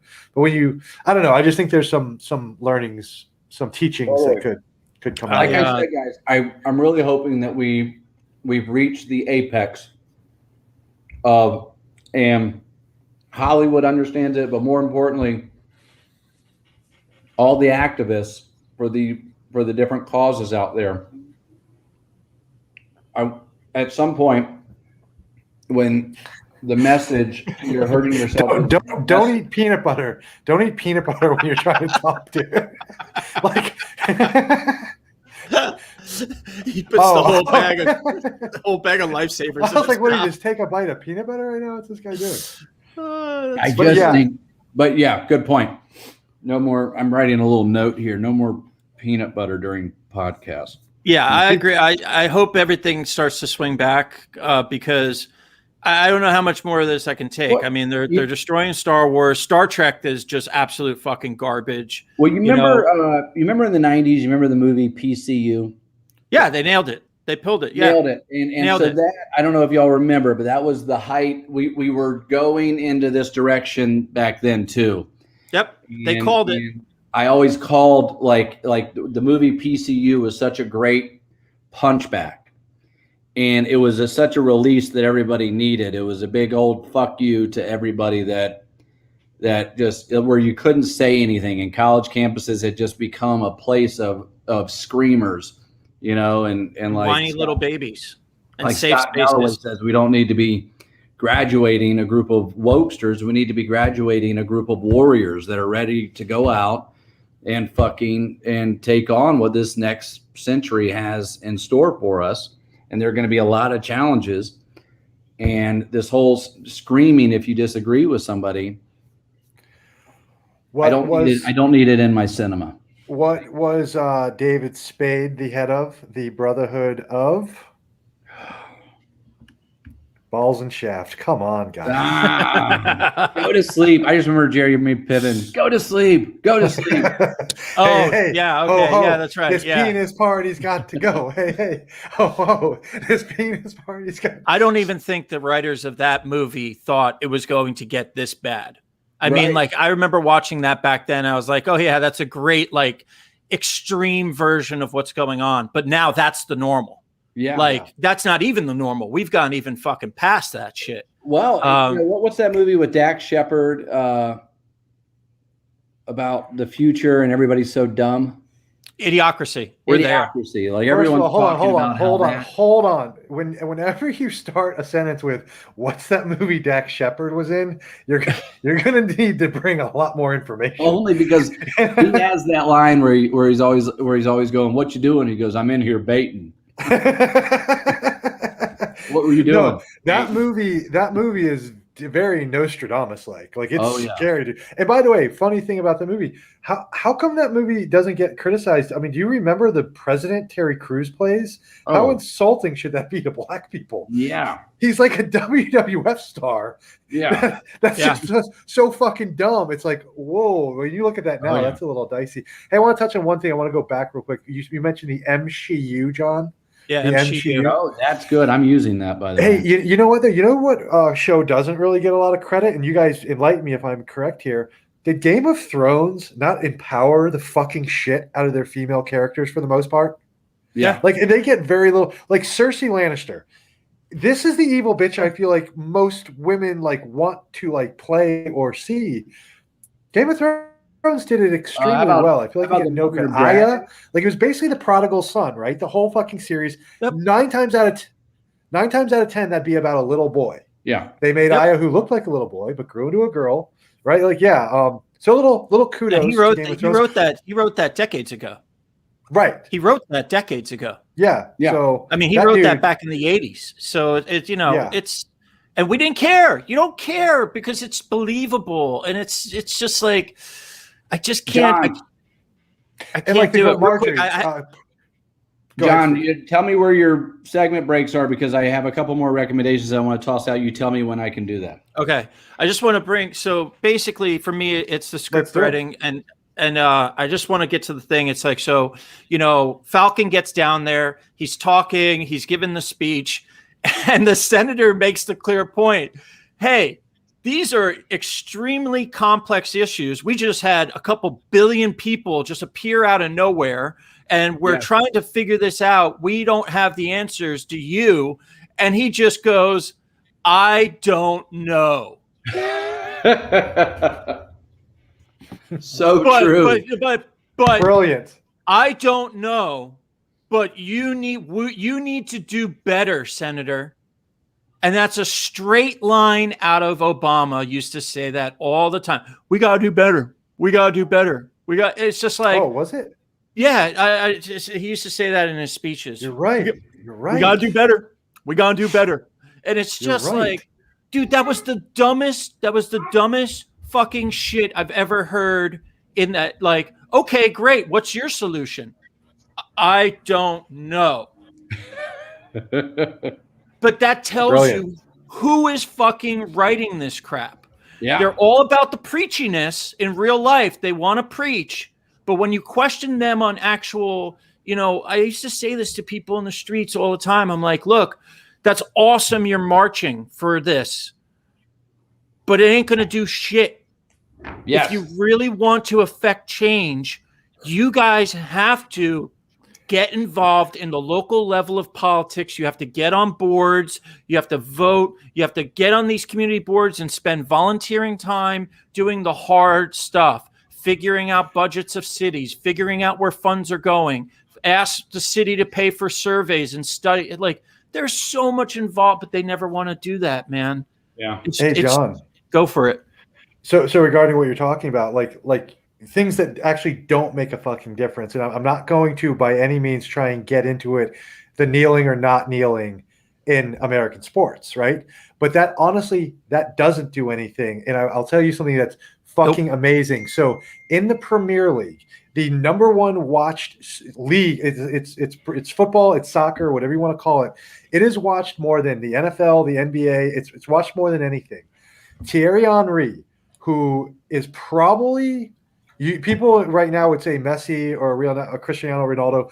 Thierry Henry, when he was lighting it up like a fucking Christmas tree, he made what Michael Jordan or somebody like that look comical. Like, this dude was insanely good.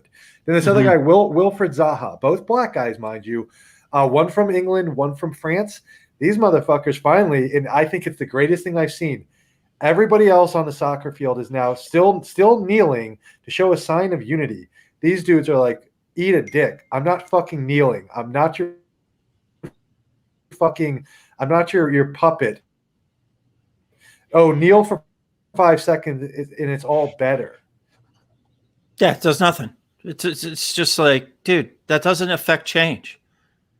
Go if you want to affect change. Stop with your little token shows of expression. But I just want to say, for anybody who knows who Wilfred Zaha is, or if you don't, look this dude up. Like, it's an awesome stance to see everyone on a major soccer. Like, it'd be like if during the Chiefs and the Patriots, everybody kneeled except Patrick Mahomes. And he's like, no, dude. Like you said, Steve or John, we can do better, or whatever we were just talking about. Anyways, I just thought that was an interesting tidbit. Yeah. Go on, John. All right, by the way, just quick, I just wanted to throw this out here. Brian, you are 100% right about John. His mouth is beautiful, man. That thing is so. I told you. Yeah, that thing is. Yeah. Geez. Talk about touching. You should just you should touch that up. I mean, that thing It's is soft, dude. It's soft. Let me tell you. Yeah. It is soft. Yeah. WCW. We're not gonna get into how he knows that. Yeah. No. We're gonna save that for offline. Yeah. Well, okay, yeah, we've got our things out about that. Yeah, we got it. I did have a couple recommendations. John, you tell me when. Recos. All right. Oh, here, go for it. Yeah, go for recommendations. Yeah. All right. That new show on HBO called Mayor of Easttown. Mayor of Easttown. Kate Winslet is the star. Okay. Brian, have you watched any of it? No, I'm trying to figure out where you're going. I haven't seen. I thought you were going to go. I thought you were going to go to the Nevers. No. I was going. Are you sure it's called that? I just looked it up on IMDb. Nothing's coming up. Mayor of Easttown. M-A-R-E. Mayor. Mayor of Easttown. Kate Winslet plays a detective, a homicide detective in a small podunk, kind of white trashy town outside of like Philadelphia or something. Yep. And it is like right out of the gates. Episode 1 and episode 2 are locked. You can watch them tonight. It is. I just assumed it was taken from a book because of how much depth there is in every fucking character. Like the writing of this show. I'm telling you guys, the acting and the writing of the show is. I was blown away by it. I was absolutely blown away. I just assumed that they were using source material that was from a novel or something like that. But yeah, Guy Pearce is in it. Kate Winslet. It's quality. The first 2 episodes kind of blew me away with how good they were.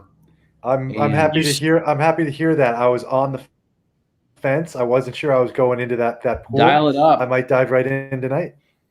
I don't even know what is. Let me. You got me with Guy Pearce. Guy Pearce is in it, and I am a big fan of Guy Pearce's work. Yes, loved him in the newer Alien movies, and he is my number 1 pick for one of my favorite Star Wars characters, for him to play Grand Admiral Thrawn in the if they finally get to that storyline. Yeah. Like guy would nail it. Guy would friggin' nail it. Everybody says Benedict Cumberbatch. I'm like, no way. I kind of feel like an out of left field. Brian Linsley might be all right for that role too. Yeah. No, he usually always is. And the Machiavelli commander tactician. I just looked this up. What's that? I can't. My screen's too small. Rotten Tomatoes agrees with me. I didn't even. Oh yeah, 95 score on Rotten Tomatoes for the mayor of. Okay, that's awesome, dude. We'll definitely check out that show. This is it. I can only speak to this very limitedly, but somebody told me, dude, did you ever watch that show on Amazon with J.K. Simmons? J.K. Simmons, Whiplash, whatever. Yep. Spider-Man. Yeah, Spider-Man.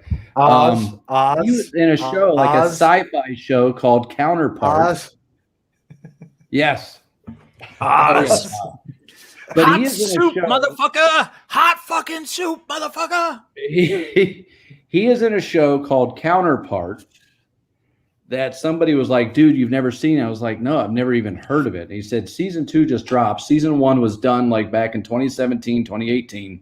And it took them 2 or 3 years to get around to season 2. But I knocked out the first 2 episodes of Counterpart. And I think it's going to be my little sneak of a show that I had never heard about. What channel? Yeah, I could keep going on this, man. Apple TV Plus. There's a show that nobody's heard of called For All Mankind that will blow your fucking brains out. It is so good. Hold on. Which one is J.K. Simmons' show? All right, that's a sci-fi type of thriller called Counterpart. No, where though? Where can I watch that? Oh, Amazon. Okay, I have that one. I killed Apple TV. It's atrocious. It's embarrassing that they're even charging us for it. They've got a couple good shows. They really do. One of them is for okay. time. But will you agree with me though? If you're Apple TV compared to Netflix or Amazon, what do they have? Like 9 shows and 3 movies? Yeah. What am I paying? They're all for? original content. Dude. So, and It's a joke.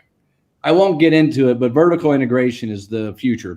And Apple controls what they're trying to do is control everything from the hardware to the software, from the fucking front end to the back end. Everything is Apple. I see what they're doing. My point is you can't have a fucking streaming service that I can watch in an entire evening. I can watch everything on that channel in a fucking night. Agreed. But they don't. But Netflix, Netflix could get vultured. None of they don't have as much original. All I'm saying is Netflix has survived this whole time without hard competition. They had to really swing and pivot towards original content, or else they were going to get smoked, right? So they are your catalog. They announced make money, right? They announced that they're going to invest over $1 trillion in original content recently, Netflix, to compete against because we've got Amazon, Apple, and Disney Plus. And I think it was on Nerderotic Stream the other day that they were talking about how there's some stuff behind the scenes with Sony and Disney. Yeah, because they've got issues Spider-Man. with the whole Spider-Man and the Marvel universe, and they may be working out some deals. This is just rumor. I heard this on another channel, but a pretty reputable channel, that there may be something where Sony Pictures and Sony Movies then go on over to Disney Plus, and they're available on Disney Plus afterwards. And Disney has the money to go shopping. Holy shit! So it's a war. It's a war. But but you know what? We're the winners. We win. I think. Seriously, give me. All this original content. And especially guys in y'all's industry, y'all are winning, because guess what they need for all of this content? They need producers. They need stories. They need writers. Yep. They need actors. They need everybody. They need people doing podcasts talking about the content, right? And so bring it fucking on. I love it. That's a good point. That goes back to touching back on something Brian and I were talking about the Oscars, and I made a reference to Princess Leia saying to Tarkin, the more you tighten your grip, the more star systems will slip through your fingers. Yeah. And the more that we talk about this, the more they keep on pushing their political narrative. They just keep on pushing people out of Hollywood into these new arenas. Just to say, fine, fuck you guys. I'm going to go do something. And Brian knows this. I know this. There are plenty of people up in Hollywood that have amazing scripts that are just sitting in a graveyard. And now what you have is you have guys like Ben Shapiro with the Daily Wire. You have guys like Tim Pool with the Tim Pool IRL podcast that are all out there day in, day out saying, hey, guys, we have budgets now to start doing your stuff. Yeah. Send us your scripts because we want to compete with Hollywood. If Hollywood doesn't want to talk with you, we will talk with you. Yeah. And this goes back to what Brian and I were saying, a huge win for a Miss Gina Carano, that she was announced that she was supposed to have an episode of Bear Grylls on, that show that Bear does. She was supposed to have a brand new episode on there. And after the whole Gina Carano thing, Disney vengefully pulled that episode from the lineup this year. Oh, you're talking about that was the girl in Mandalorian. Yeah, Mandalorian. Got fired, right? Yeah. Yeah. Well, she got fired by the internet, by Twitter. Yeah. She had no clue she was fired. They fired her fucking over, and then they sent the attack dogs from the media to write these fucking hit pieces against her.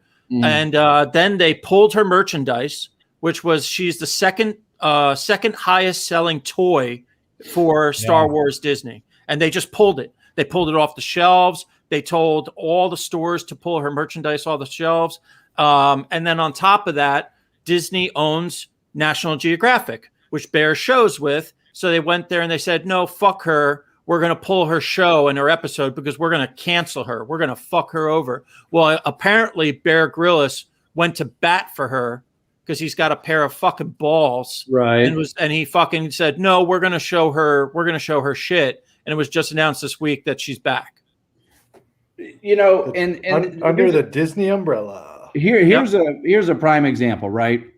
I'm about as down the middle as you get. I don't agree necessarily with her politics, but I also don't agree with this fucking cancel shit. Like, give me a fucking break. Like this whole thing that everybody is just getting shouted down, fired, and like you said, the internet fired her, and it's got to stop. And I know this podcast has gotten a little preachy, but it's hard to discuss this stuff without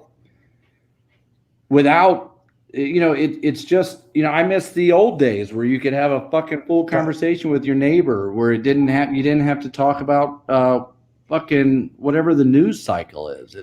We're not the people putting this in our movies and TV shows. They're choosing to do it. And it's like, I just want to talk about how badass somebody's like superhero power is. I want to enjoy this stuff. But it's like, if you're going to sit there and insert all these politics into my shows and the shit that I grew up loving, it's like, what other choice do I have? Like, I agree. You know, it's like, it's a culture war. We're in the middle of a culture war. And it's just, it's like what, there was a great speech given by, the first person to talk about this was Matthew McConaughey when he was speaking with, what's his name, Russell Brand. And he was talking about, how these people are not even on the sides of the road anymore. They're friggin' off the road. They're over in the cactuses. And he's like, I'm in the middle of the road right now. And that's the safest place in the world. Was and he's that like, a podcast that they were That's on? a podcast. You can pull it up on YouTube. Is it obviously because Matthew was doing the rounds for his book, which is a great book, by the way. Yeah. Highly recommend it. It was during that. It was exactly during that. And and Matthew started criticizing the cancel culture and Hollywood and all that. Basically, he's got fuck you money. He can do that. No, nothing, anybody's going to touch him. Well, and he's also got credibility. He's got some street cred, and people are going to listen to him. And that we need more of those type of people to stand up and say, look, I hear you. Yep. Your voices have been heard. Changes are being made, but fucking stop with the fucking slamming it over your head shit. Like, stop. It doesn't have to be in everything we fucking do. Big props to Tyler Perry, because on his humanitarian award speech at the Oscars, that was the best thing that came out of it. What did he do? I didn't see it. Tell me. He did this amazing speech about basically everybody needs to come to the middle and they just need to stop this shit. He got up there and he says, I'm not going to hate somebody because they're Mexican or Hispanic. He's like, I am not going to hate somebody just because that they're a police officer. I'm not going to hate somebody because they're white. And I'm not going to hate somebody because they're Asian. He's like, this shit needs to stop. He didn't say shit, obviously. But because this is our fucking podcast. Sorry, it's your podcast, John. Thank you for letting us join. Oh, my God. What the hell happened? We got two Captain Clint Tauruses here. Sorry, something was going on, so I had to. Oh my God! Look at this. Hold on. This is hey. The show counterpart. That was a great segue to the show counterpart because its premise is in the 80s. The Russians messed up some experiment, and there's basically two alternate universes going on at once, and there's an agency that regulates the portal of how you go back and forth. So, Brian Linsley, right where you're sitting, right there. Hey, there's another Earth where you're also sitting there doing this exact same thing, but certain people have control over changing one of them. Socially liberal, fiscally conservative. Yeah. Right. Yeah. Hey, you guys want to hear something crazy about Netflix though? So, if I took a baseball and went out to this door, and if I got it through the window, I could hit their main studio headquarters in the world. Right, it's right up the street from me. I've applied to about 20 jobs to Netflix over the last year and a half, 2 years. I had not done it in about 8 or 9 months. All acting behind the camera, in front of the camera. No, jobs. Well, yeah, just a little working bit, but mostly yes. Sure, production, creative assistance, creative executive, blah blah blah. Which you're you're qualified for. Just to let everybody out there know, there's no reason why Brian is not qualified to work at Netflix with us knowing what he's done. I just found out I might be. His haircut, but No. Funny. We talked about my haircut. Steve, since what, third grade? I've had this with one or two variances. Yeah, it's the Peyton Manning, right? It's the only reason I wouldn't hire you. I mean, Right. that's it. Right, because I mean, like this says, first of all, and John, you tell me, you've known me for a while, but Steve, and I've told Steve, I experience this a lot. If I'm not saying anything and nobody's ever met me, 80% of people expect a British accent and probably a dick attitude, unless I smile, right? Like that comes off friendly. But check this out. So let me tell you about some questions I was asked pre-submission. Okay, so this is online. So you just, you know how it is, like, if this isn't even Indeed, this is directly on Netflix. And now I have applied before, and this didn't pop up. First question: what do you identify as? He, she, he, her, they, them. 19 different options. I didn't know what the fuck any of them meant. I'll be honest. Then another version of the what do you identify with as? Excuse me. What do you identify as? Man, woman. Trans man, trans woman, transgender. Like, again, another 12. I didn't know what half of them even out were. Of the gate. I wonder if they're just out of the legal boxes. Steve. Well, hold on, but how? But that's illegal to ask, right? And then here's another one. What is your sexual preference? Homosexual, which is none of their business. Heterosexual. Transgender, or what's the bipartisan? What's the not bisexual? What's the new one? I have no idea. Binary. What the fuck is binary? What is binary? In there and grab that application. Go grab that questionnaire and go viral posting that. You know. I mean, it was such a weird grouping of questions, and that wasn't it. So before you could just apply.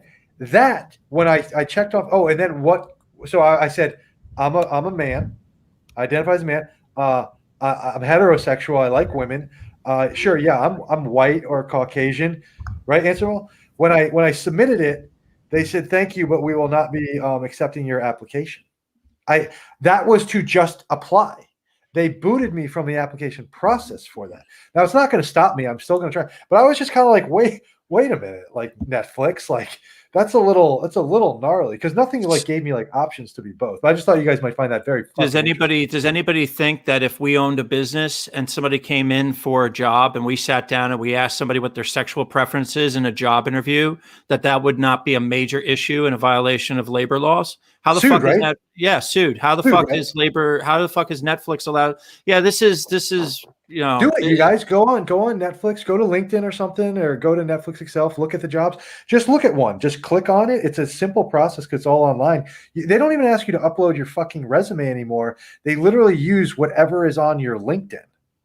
So it's almost like they're looking through like what kind of a social like media presence you have. Oh, by the way, back to when people are always wondering where you can find me, I'm not on anything. I'm on LinkedIn, son of a bitches.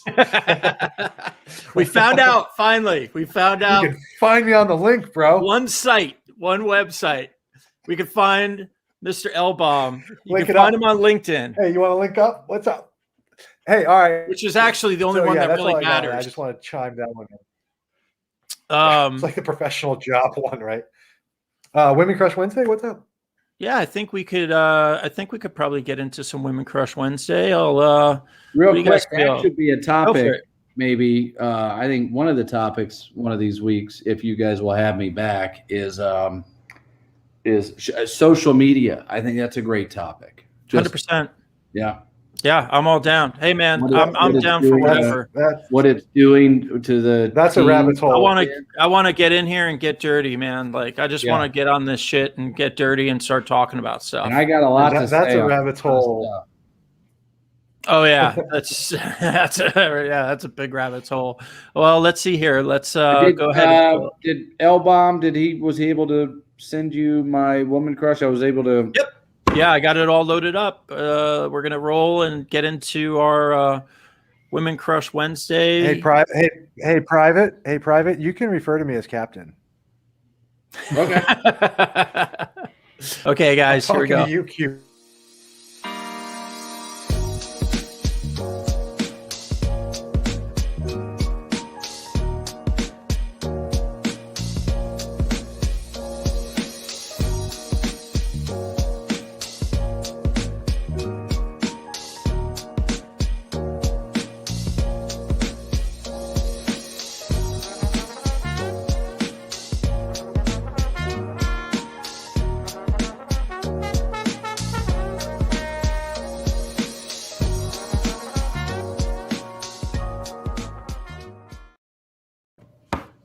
And we are back with our segment for the week called Women Crush Wednesday. Yes, that's right.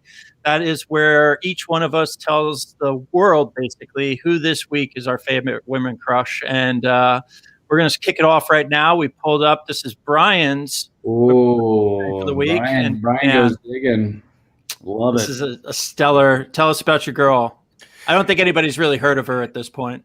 So I'll probably have to introduce her to the internet. So I do want to say, first of all, Steve, if you don't know who Logan Browning is, maybe Google that on your phone. She was mine last week. Steve wasn't here with us. I just think Steve would be, if he doesn't know who she is, will be very impressed. But anyways, Miss Elizabeth Liz Hurley. Reason I'm going here. I got Logan Browning. First of all, okay. Yeah, I got Logan Browning dialed up. Take a gander. Liz Hurley, she's been with us for a while, and I know the ladies, they don't love it when you just toss out an age and things like that. I mean, this wondrous gift from the UK is the gift that keeps on giving. Yeah. I mean, right, like, you hear some guys that complain like, my wife's this, or she's getting older. Like, I think Liz Hurley is a prime example of a woman just showing what the elegance of a woman getting a little older can be. I mean, I first encountered her through like the Austin Powers movie. First of all, I thought she was phenomenal. I think it's called Bedeviled with who's that guy you like so much, Steve, from School Ties? Brendan Fraser. Brendan Fraser. Don't ever do that. He's no Dak Shepard, people. But anyways, but Liz Hurley, dude. I mean, through the years, I'm assuming she had to be a model first, then got into some acting. I always liked her on the screen. I did. She's in some kind of corny, cheesy movies, but whatever. I definitely loved her in Austin Powers. I am an absolute sucker for the British accent. Yeah. And just a little bit about me, like you're talking about super honky. Like you go through my family tree, it's basically Irish, English, and German. Hence what I was talking about earlier. But yeah, I love her. I love that she also. I don't know if you've ever seen L-Bomb's thighs, but they're like little 2% little. Milk, it's like a milky white. It's like that bikini. That bikini. Yep. Oh yeah. But she also, what I also feel like is I don't feel like she's gone down the path of that whole like let me suck my fucking skin and tie it to the back of my head look. No, right? Like I think it looks like she just keeps it tight with a nice workout routine. Aging gracefully, the cans still look perfect and real. I know she does have the one that was running around with Pete Davidson. No, that was Beckinsale. Another Brit. I get those two a little. I get them crossed up sometimes. Oh yeah, I love it. I did see this picture. I saw this picture somewhere. That's like recent. Like that's a recent. Oh, these are all recent. These are all recent. I mean, do we dare to say what the age is? Do you guys want to know? I would say that she. I'm not looking it up. Let's both guess, and whoever gets it right, Linsley gets a slap. Whoever gets it wrong, full slap, face slap, or spit in the face. Which one do you want? Spit. Okay, we'll do a spit in the face bet. Not look. Do not look. I'm gonna say Liz Hurley is 62. Okay, dude, calm down. 53. And the correct age, everybody, 55. Oh, 55 years old. All right, hold on. I just have to throw some stuff out since I lost. When we used to play spit in the face bet on the golf course, okay, it was legit, and we had to shake hands. Open mouth, right? Open mouth, spit in the face. You were not allowed to suck up any snot. It had to be just fresh spittle that's in your mouth. You can't go digging for stuff. Oh, gotcha. Yeah. Okay. No. I mean that is all right. I mean at 55, she is hotter than most 20-year-olds here in San Diego that I've seen. Yeah. I mean, and what about the fact that would you guys agree TNA is great, but something about the stomach? If a woman, right, the stomach and the ab area really works for me. And yeah, I love you, Liz Hurley. Like seriously, like I love you. Like you are one of my all-time favorites of any, whatever, anything female. Wasn't she married to somebody? She was married to an She idiot. ain't married. She ain't married. She ain't married anymore. She used to be married to Hugh Grant? Hugh Grant. And the right. motherfucker went and got caught trying to get a $50 street prostitute that like was a tranny, heinous. right? Yeah, like a heinous fucking looking, disgusting looking, like tranny prostitute or something like that, dude. Like, and he literally had Elizabeth Hurley in her prime, waiting at home all the time. Can't make that shit up, man. It reminds me, Linsley, do you remember, I think it was at Spencer Gifts, like we were in the mall years ago, and do you remember that one poster we saw, and it's like, it's like one of those Budweiser girls, and she's like dripping sweat in a bikini. And the title, the meme, caption? was like a meme, and it said, believe it or not, it was just some beautiful girl, a bikini, whatever, and it said, believe it or not, somewhere some guy is sick of fucking this. Yep. That blew my mind at 18 years old, right? But potentially accurate. Potentially accurate. All right, love you, Liz Hurley. That was a good one. I am going to go on to mine, and in the spirit of retro, mine was love it. Yep. Oh my God. A Miss Kathy Ireland. Yeah, nice. Sports Illustrated swimsuit. I still remember that's she's all timer. Every picture she was in those early 90s, probably SI covers, that especially when she got the cover a little late. She had a late break cover that one time. There's one. A full spread of like yellow rose petals, and she's in a white bikini, laying down, the brown hair, the green eyes. Yeah, Kathy Ireland. Whew, great call, remember Johnny. She was in that movie where she plays the field goal kicker. Oh yeah. What the heck was the name of that movie, man? I thought you were gonna do one of these. I thought you were going to do one of these. Necessary Roughness. I thought you were going to do one of these. Necessary. Wow. L-bomb. Wow. That's great. He just throws out a Necessary Roughness. Remember the one, right the backup there, quarterback. Man. The backup quarterback throws it like over the fence, and he looks at the receiver. I thought you were going to do one of these. Dude, there we go, right there. There it is. Yellow. There it is. Yeah. Yep. See if you can find a little more. I mean, this was. Yeah, this was. So, John, when were you born? 1978. Okay, 76 here. L-bomb 76 too. Steve, just for future reference, we don't really do that. Just you don't need to go full actual like dates like that. Well, no, if you wait for it, the payoff's coming. Okay. All right, that swimsuit issue. Hey, John, can you give me a date when she's in that yellow? That one too. I'm looking. She was on the cover multiple. She was on the cover multiple years. So, but this is the range here that we're looking at is like, I'm thinking 90 to 90 or 89 to like 92. Yeah, something around there. So, Kathy Ireland. Those are when all three of us our bodies were blossoming into manhood, into womanhood. I'm just saying. So let's see here. She was on the cover of Kathy Ireland. She was on in 1989. Yep. She was on multiple covers. Yeah. From what it seems like. I'm going to pull. Oh, here we go. I'll pull this one up right here.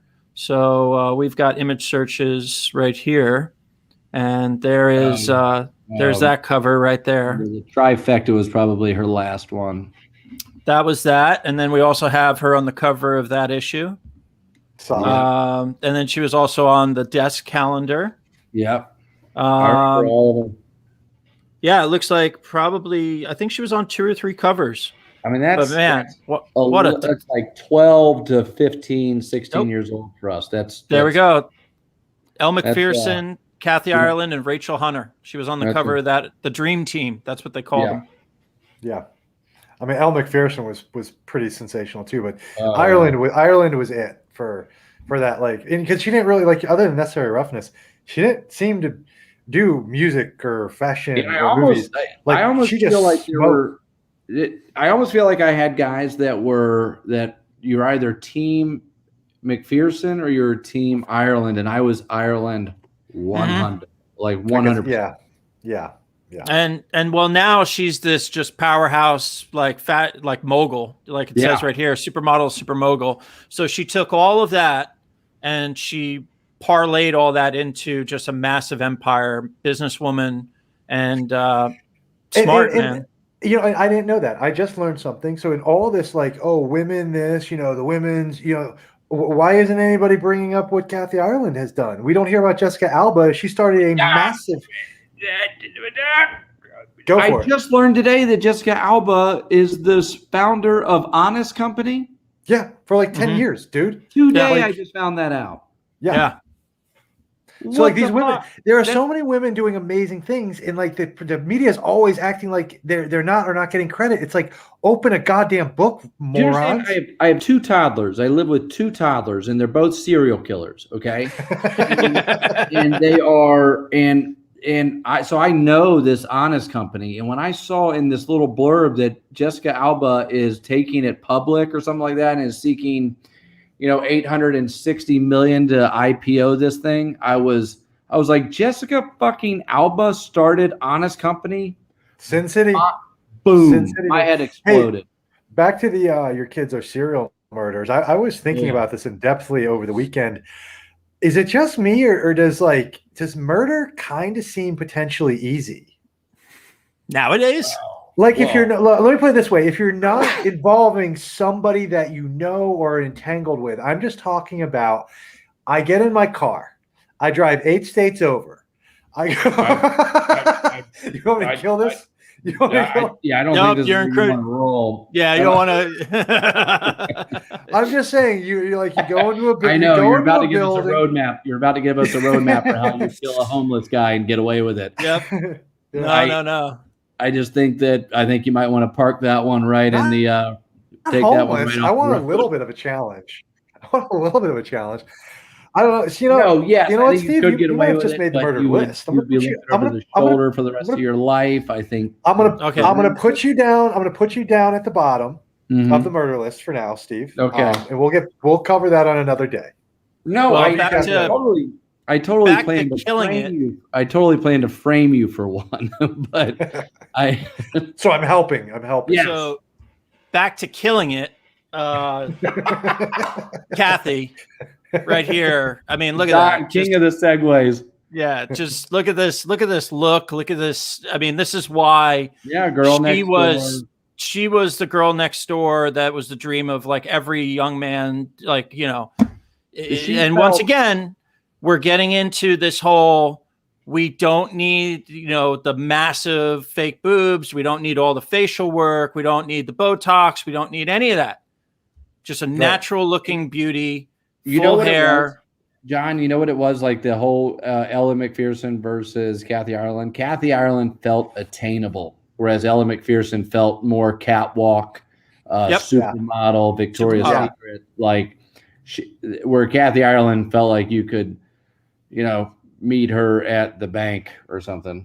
Kathy Ireland seemed like the girl that grew up down the block from you that you became girlfriends, that you hooked up with, and that was your girl, and you were, you guys dated in high school kind of thing. Right.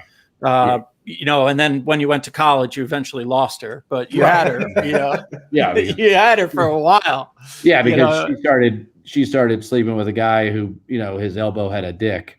Yeah. Yeah. The captain, she went to a Division I school, and the captain of the football team swooped her up, and that was it. Boom. You were done. And his elbow had a dick, apparently. Yeah, totally. So, speaking of elbows having dick, we're going to get to Queef Eater right now. And Queef Eater's Women Crush Wednesday of the week is, take it away. Yeah. Ana de Armas, right? And we're coming in with a little Latin flair here. Ana de Armas. Mm-hmm. Now she's coming in with a tiny stain, right? She's got the Affleck stink on her, probably a little bit, right? Yeah, I love I love that, the Affleck though. I love Affleck. Yeah, you've always been I call him Ben Affleck. But Sure. Whatever that guy Ben Affleck, he picks him off early, and he knows what he's doing. He knows exactly where his game is. Even, as he struggles through, he still pulls this. This is what Ben Affleck can still do. So you got to tip your cap to him. You got to tip your cap. Jennifer Garner to her. Yeah. I mean, tell me a little bit more about. Let's not forget that he had J-Lo, but J-Lo made him a total pussy. Remember that? Yeah. Most Latin women will. Well, I think the J-Lo. I'm pretty sure the J-Lo thing was coming right off the heels of a possible dead hooker incident in his trailer. Well, so Ben Affleck, and you won't. By the way, you won't call him anything else anymore. Ben Affleck is now stuck in both your heads. But well, I call him Benji. Benji. Yeah, he's got a type, But this is as good as you're gonna do. I love it. What is Ben Affleck? He's probably 50, right? At least 48 to 52, somewhere in that range. Oh, right? I would say older than that. I mean, back in the early 90s, he was in his mid-20s, late 20s, doing movies. Those dudes are 54 and like 56. Like the Damon Affleck crew, those guys are all like 54. They're like a decade older. Are you looking that up? Because I'd like to go double or nothing. No, I'm just like here, like with that whole Kevin Smith, that whole Kevin Smith thing. Like I was a big Kevin Smith fan. So, and Affleck was my guy. Like Affleck. Good call. 48. Armageddon. 48 years old. Wow. Yeah. Pretty sure that's inaccurate, just to be honest.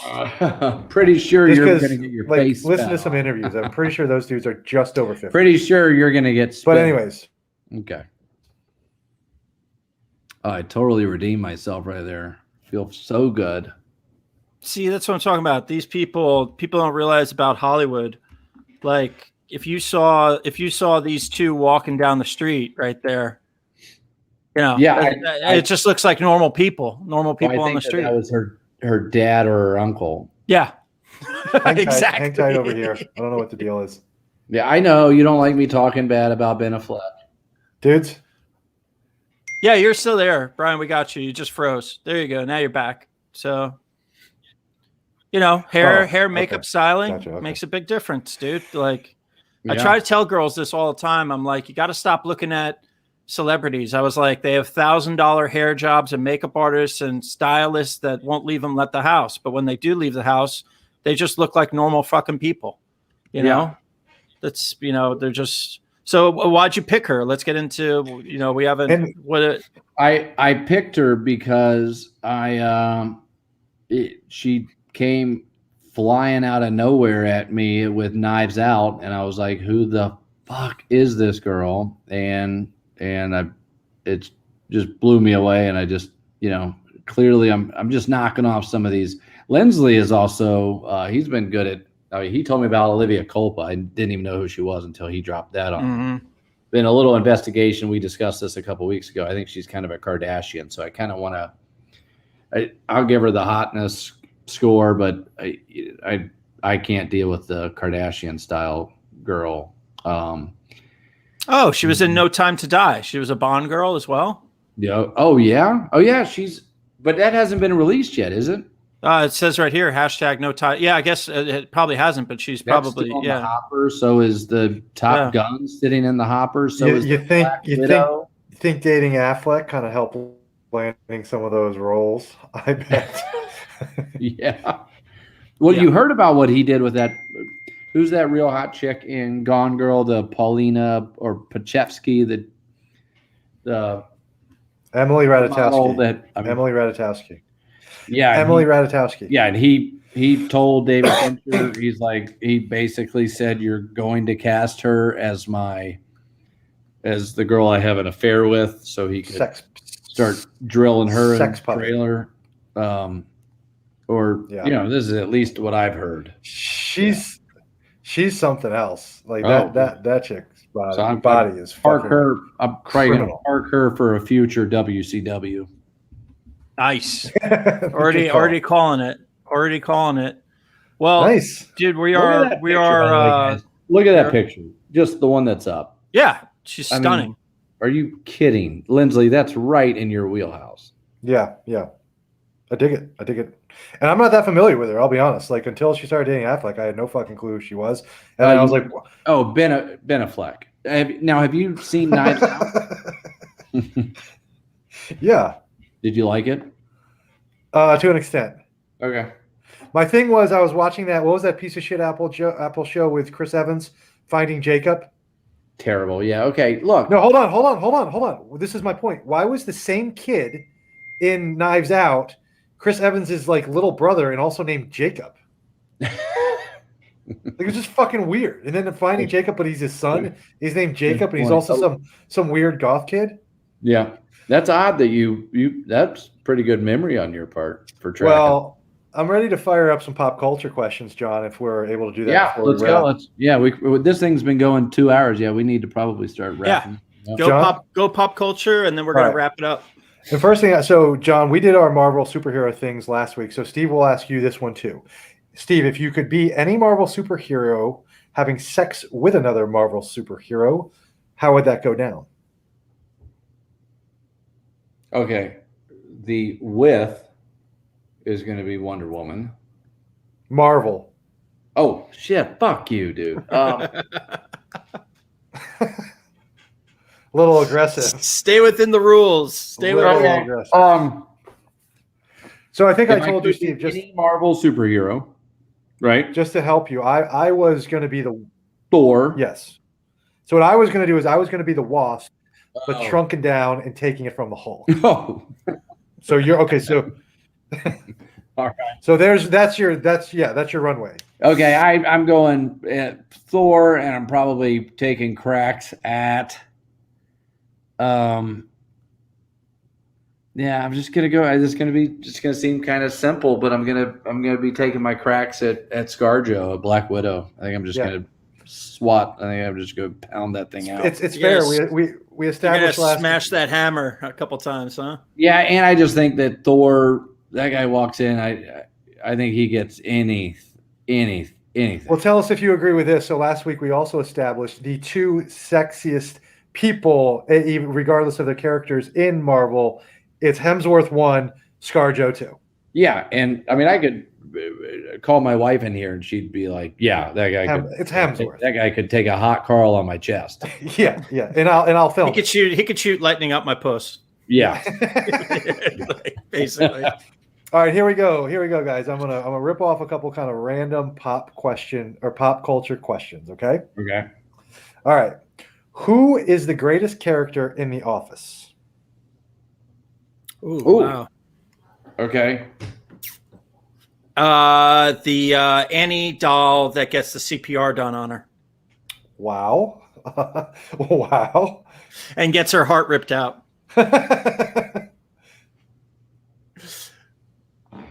Okay, mine's a tie. I always loved Toby. The quiet, the way they just shit on him, I loved it. And I really, and this is not going to be a fan favorite at all. Y'all are probably going to disagree, but that Vickers, D'Angelo Vickers, the Will Ferrell character that comes on late in the season, and just that whole scene where he clearly hasn't he used to be a big fat guy. That whole scene where he's yelling at the cake because he can't eat the cake. That whole scene. I like how he has the inner circle and Jim's in the inner circle, then he's out, and then when he tries to go and dunk, when Jim calls him out, it's classic Ferrell. So very interesting. So Spirit Award, real quick. Spirit Award goes to Michael's ex-wife's new boobs. Oh, Spirit All right. Award. So you guys, John, you were actually the closest. Neither of you got it. The correct answer is The correct answer is Dwight, and the by far the most underrated and underutilized character is Creed. So you guys were close, but the correct answer is Dwight. Yeah. Who was the hottest person on The Office? Michael's ex-wife's boobs. I'm going, redhead, the new light airhead receptionist. Aaron? Over, yeah. Aaron? Yeah. John, who'd you say? He went back to her boobs. Michael. Oh, gotcha. Michael's ex-wife. Michael's ex-wife. She was definitely the hottest one that was on the show. Correct answer. Daryl. Craig. Craig Robinson. Craig Robinson is the correct answer. Acceptable answers. Acceptable answers would have been Angela, also Dwight, Kelly, Stanley, and Amy Adams for her guest appearance. Linsley, were you with us the night we went to Jumbo's Clown Room, wherever that place was, the kind of weird strip joint? Well, I've been there about 5 or 6 times. It is the notorious place where Courtney Love apparently got raped and then ran outside screaming down the Sunset Boulevard. I just got raped in Jumbo's Clown Room. So yes, I've been there. Okay. Very strange. Let's hold off on where you're going with that real quick. I got a few more of this. Okay. Quick round. Who was the best boss after Michael Scott left? Oh, I was D'Angelo Vickers. Yeah. Can't even remember. D'Angelo Vickers is the answer. Okay. Will Ferrell came in there. So this is just kind of a quick one. It's kind of random. Who is the greatest coach of all time, regardless of sports? Of the sport? Oh, Newt Rockne. You hit me with a sports question, man. I don't know. Vic Caboose. John, Steve, very close. Lou Holtz. Very close. This is going to be an interesting one. I should have said Phil Jackson. Oh my God, what am I doing? I should have said Phil Jackson. John, just play along with me on this one. I want to see if Steve remembers this. In high school, Steve was showing this happened. Steve was showing me pictures of his family, and we came across a picture of his mom, who was wearing a light blue tennis top and skirt, fairly tight for the era, but it was mid-90s. What did Steve say to me as he showed me this picture of his mother? Don't look at my mom's legs. Oh, I'll give you multiple choice. Okay. No, I'll take multiple choice. A, my mom used to love to play tennis. Oh, that was Druid Hills before the renovations. Or C, look at her. My mom was a little slut.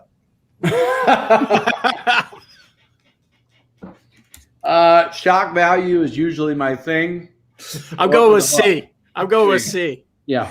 Actually said that. And at the time, I don't know how much shock value was there, but it was just me and Steve. It was just me and Steve. It's not like there was a room full of people. But Elbom, yeah. I usually save my best material for you. Like you do. It was quality. Hey, it's 20 years later, and I remember that quote. You're the first person I ever heard call his own mother a slut. Yeah, that makes an impression on you as a kid. Yeah. And you're like, really? I've never met a slut. And this whole time, a slut's been underneath my nose, right in this house. All right. A few more fun ones. All right. On Family Guy, when Brian is trying to avoid Meg, and he tells her he can't go to the mall with her, he says he can't go to the mall with her because he and Chris do this thing that they do on Thursday. What is this thing that they do, and how do they do it? I don't know. Fap each other off. It's just, dude, that is so specific. You're in the ballpark. Peanut butter. I don't know. Peanut butter and fapping, maybe. Fapping. I feel like I should know what fapping is. Jerking off. Oh, okay. Makes sense. What do they do and how they do it? They go. Hang on 1 second. Everybody. I'm sorry. No, it's just a video. The video froze, but your audio is working. Fuck. Can we still hear them? Yeah, we can still hear them. Just tell us. What's the answer to that one? We might have lost him. I don't know where he went. Oh, there he is. Oh, there he goes. So There he we goes. don't get the answer.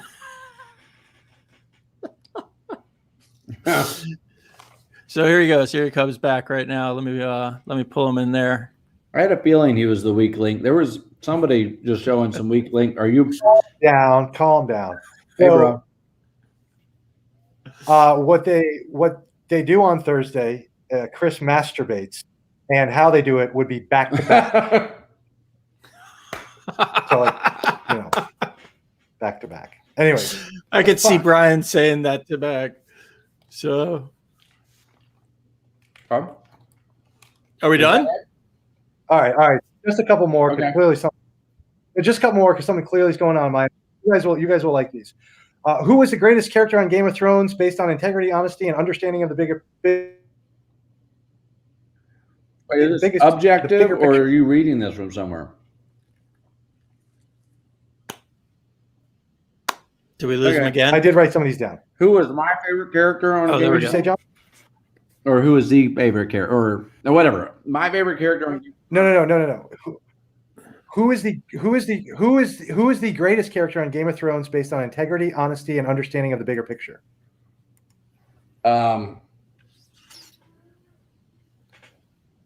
Tyrion, probably. Yeah, I was gonna go Tyrion. Yeah, I mean, that guy was always pretty honest about and what's bigger picture. Bigger picture is what sold it. Tywin Lannister. Oh, yeah. Oh, yeah, that guy. Tywin was by far my favorite. Oh, and he stuck with it. Yeah. He knew Tywin would have absolutely had the throne if he was left untouched. Oh, also we could have gone Lady, what's her name? Lady Tyrell. She was a no nonsense battle axe bitch, you know? Oh, yeah. Yeah. All right, next one. All right. Last one. Doing it again. God. Okay. Yeah, we're losing you, man. I got you now. You guys with me? Yeah. Yeah. Are you with me? Yeah. Hold on. Are we back? Am I back? Yeah. Don, it looks like you got a Mac. Right. No, I just spent $1,500 or so on a fucking brand new computer. I'm kind of pissed off right now. But John, I think we know what the Mac, issue is. I have a Mac. Yeah, it looks like it. I can tell the way you're rocking. True or false? Arya Stark was pregnant when she killed the Night King.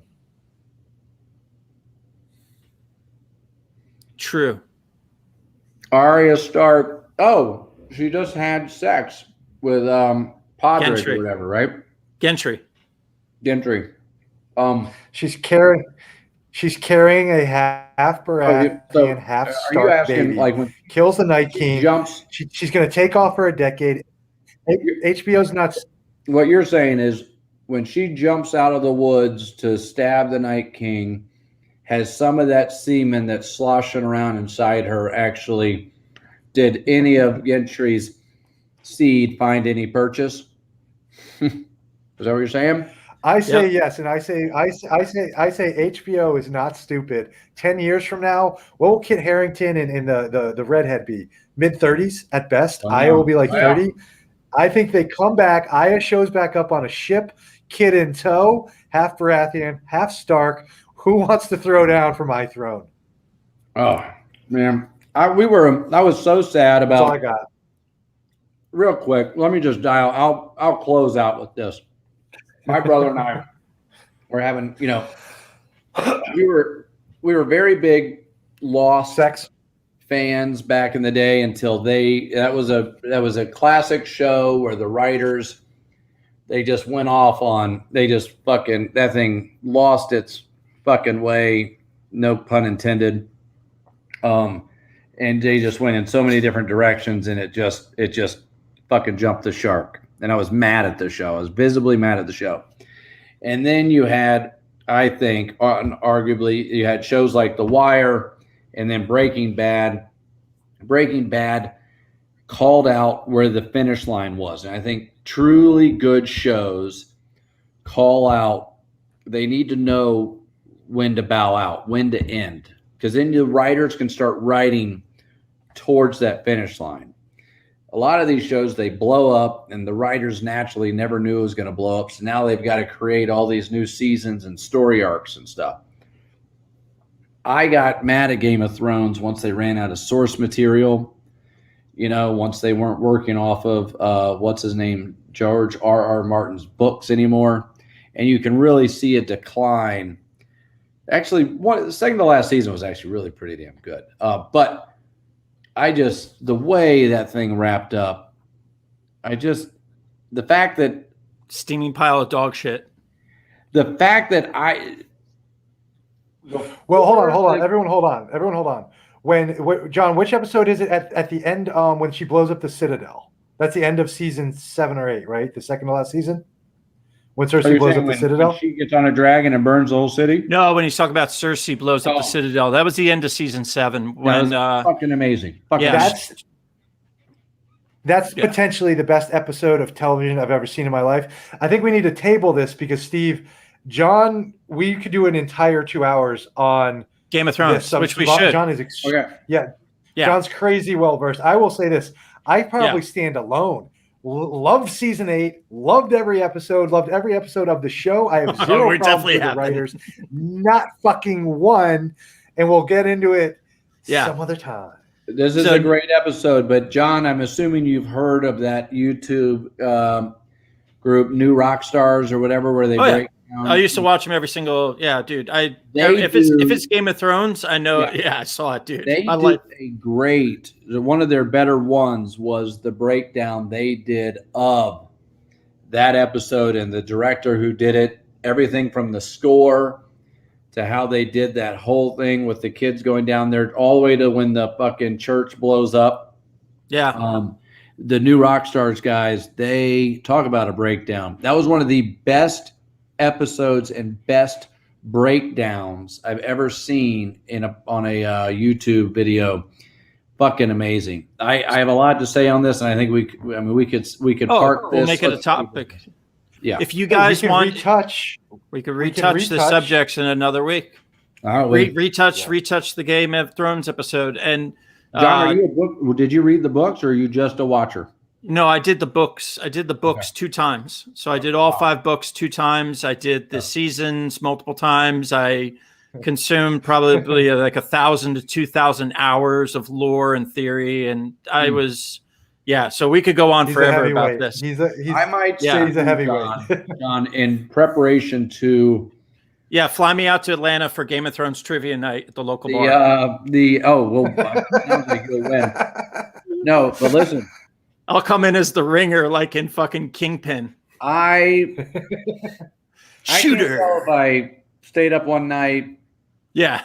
But I actually wrote what I thought should have been an alternate ending, and I sent it around to a few people, and it was like people were just like, "What the fuck?" And it actually, when I go back and read it, because I didn't remember writing it. But I'd like to send it to you. Is this your email? Yeah. Yeah. If I can scrounge it up, I'm going to send it to you. And I want to know how you feel. I want to know how you feel about I had an alternate ending to how they should have handled that whole thing. Yeah. But I'm down to read it, dude. I love Steve, what color did you write it in? What color did you use to write it? What color crayon did you use? Blood. I used blood. I was bleeding. It's a really weird night. A urine and semen mix. I have a lot to say about what's going to go on going forward. That's where I stand on Game of Thrones. HBO ain't dumb. They ain't. This thing ain't over. Is my thing. Brutal. Well, hold on. Let's see what we want to do, John. 2 hours. Well, I just we're coming up on 2.5 hours. I just was going to give a real big plug, real quick, guys. Okay. There's another new channel out there on YouTube, Natalie Gold, and she does reaction videos to all these shows. And she started during the pandemic, and she's over 100,000 subscribers now. Wow. She's crushing it. But she's going through Game of Thrones from start to finish, and she's only in season 2 right now. You could go to her channel and watch her reaction to seeing all these things, and it's fantastic. It's like reliving the the episodes. And back to retouch on what you said, knowing when to bow out. That's about does it. We're coming up on 2.5 hours today. I want to thank everybody. I want to thank Queefeater, and I want to thank Captain Clint Contreras for showing up today. So that was a really fun show, guys. You guys, Captain Clint, where can they find you? Eating. Again, I am very hard to find, and if you find me, you better be ready. But constitutionpictures.com, LinkedIn, at LinkedIn. And Queefeater, where can we find the Master Queefs? You can find me most days wiping about 4 different buttholes and lugging it out into the trash. It's like I run a nursing home. And in between that, I somehow figure out how to do a real estate development career. So perfect. All right, guys. Yeah, we're good. Thanks so much. We will see you next week. We're going to be back on next Wednesday. Awesome, guys. Thanks for checking us out, and I'm going to roll the credits. Bye. Thanks for checking out this video, everyone. Did you know that for the price of a 6-pack of beer, that you can get Bikini Girl magazine each month? That's right. You get the digital magazine downloadable to your phone or your desktop, as well as all the smoking hot, uncensored content from the shoots that I can't show on social media. Go to bikinigirlmagazine.com and sign up as a monthly patron. Or you can purchase individual issues via MagForest platform. Your support helps me continue to do all of these sexy shoots for you. The social media censors absolutely hate all of this content of beautiful women, so help spread the word to all your friends. Please make sure to like, comment, or share this video with some friends and click that subscribe button. Also, go follow Bikini Girl Magazine on our second YouTube channel and across social media to keep up with the latest hot babes.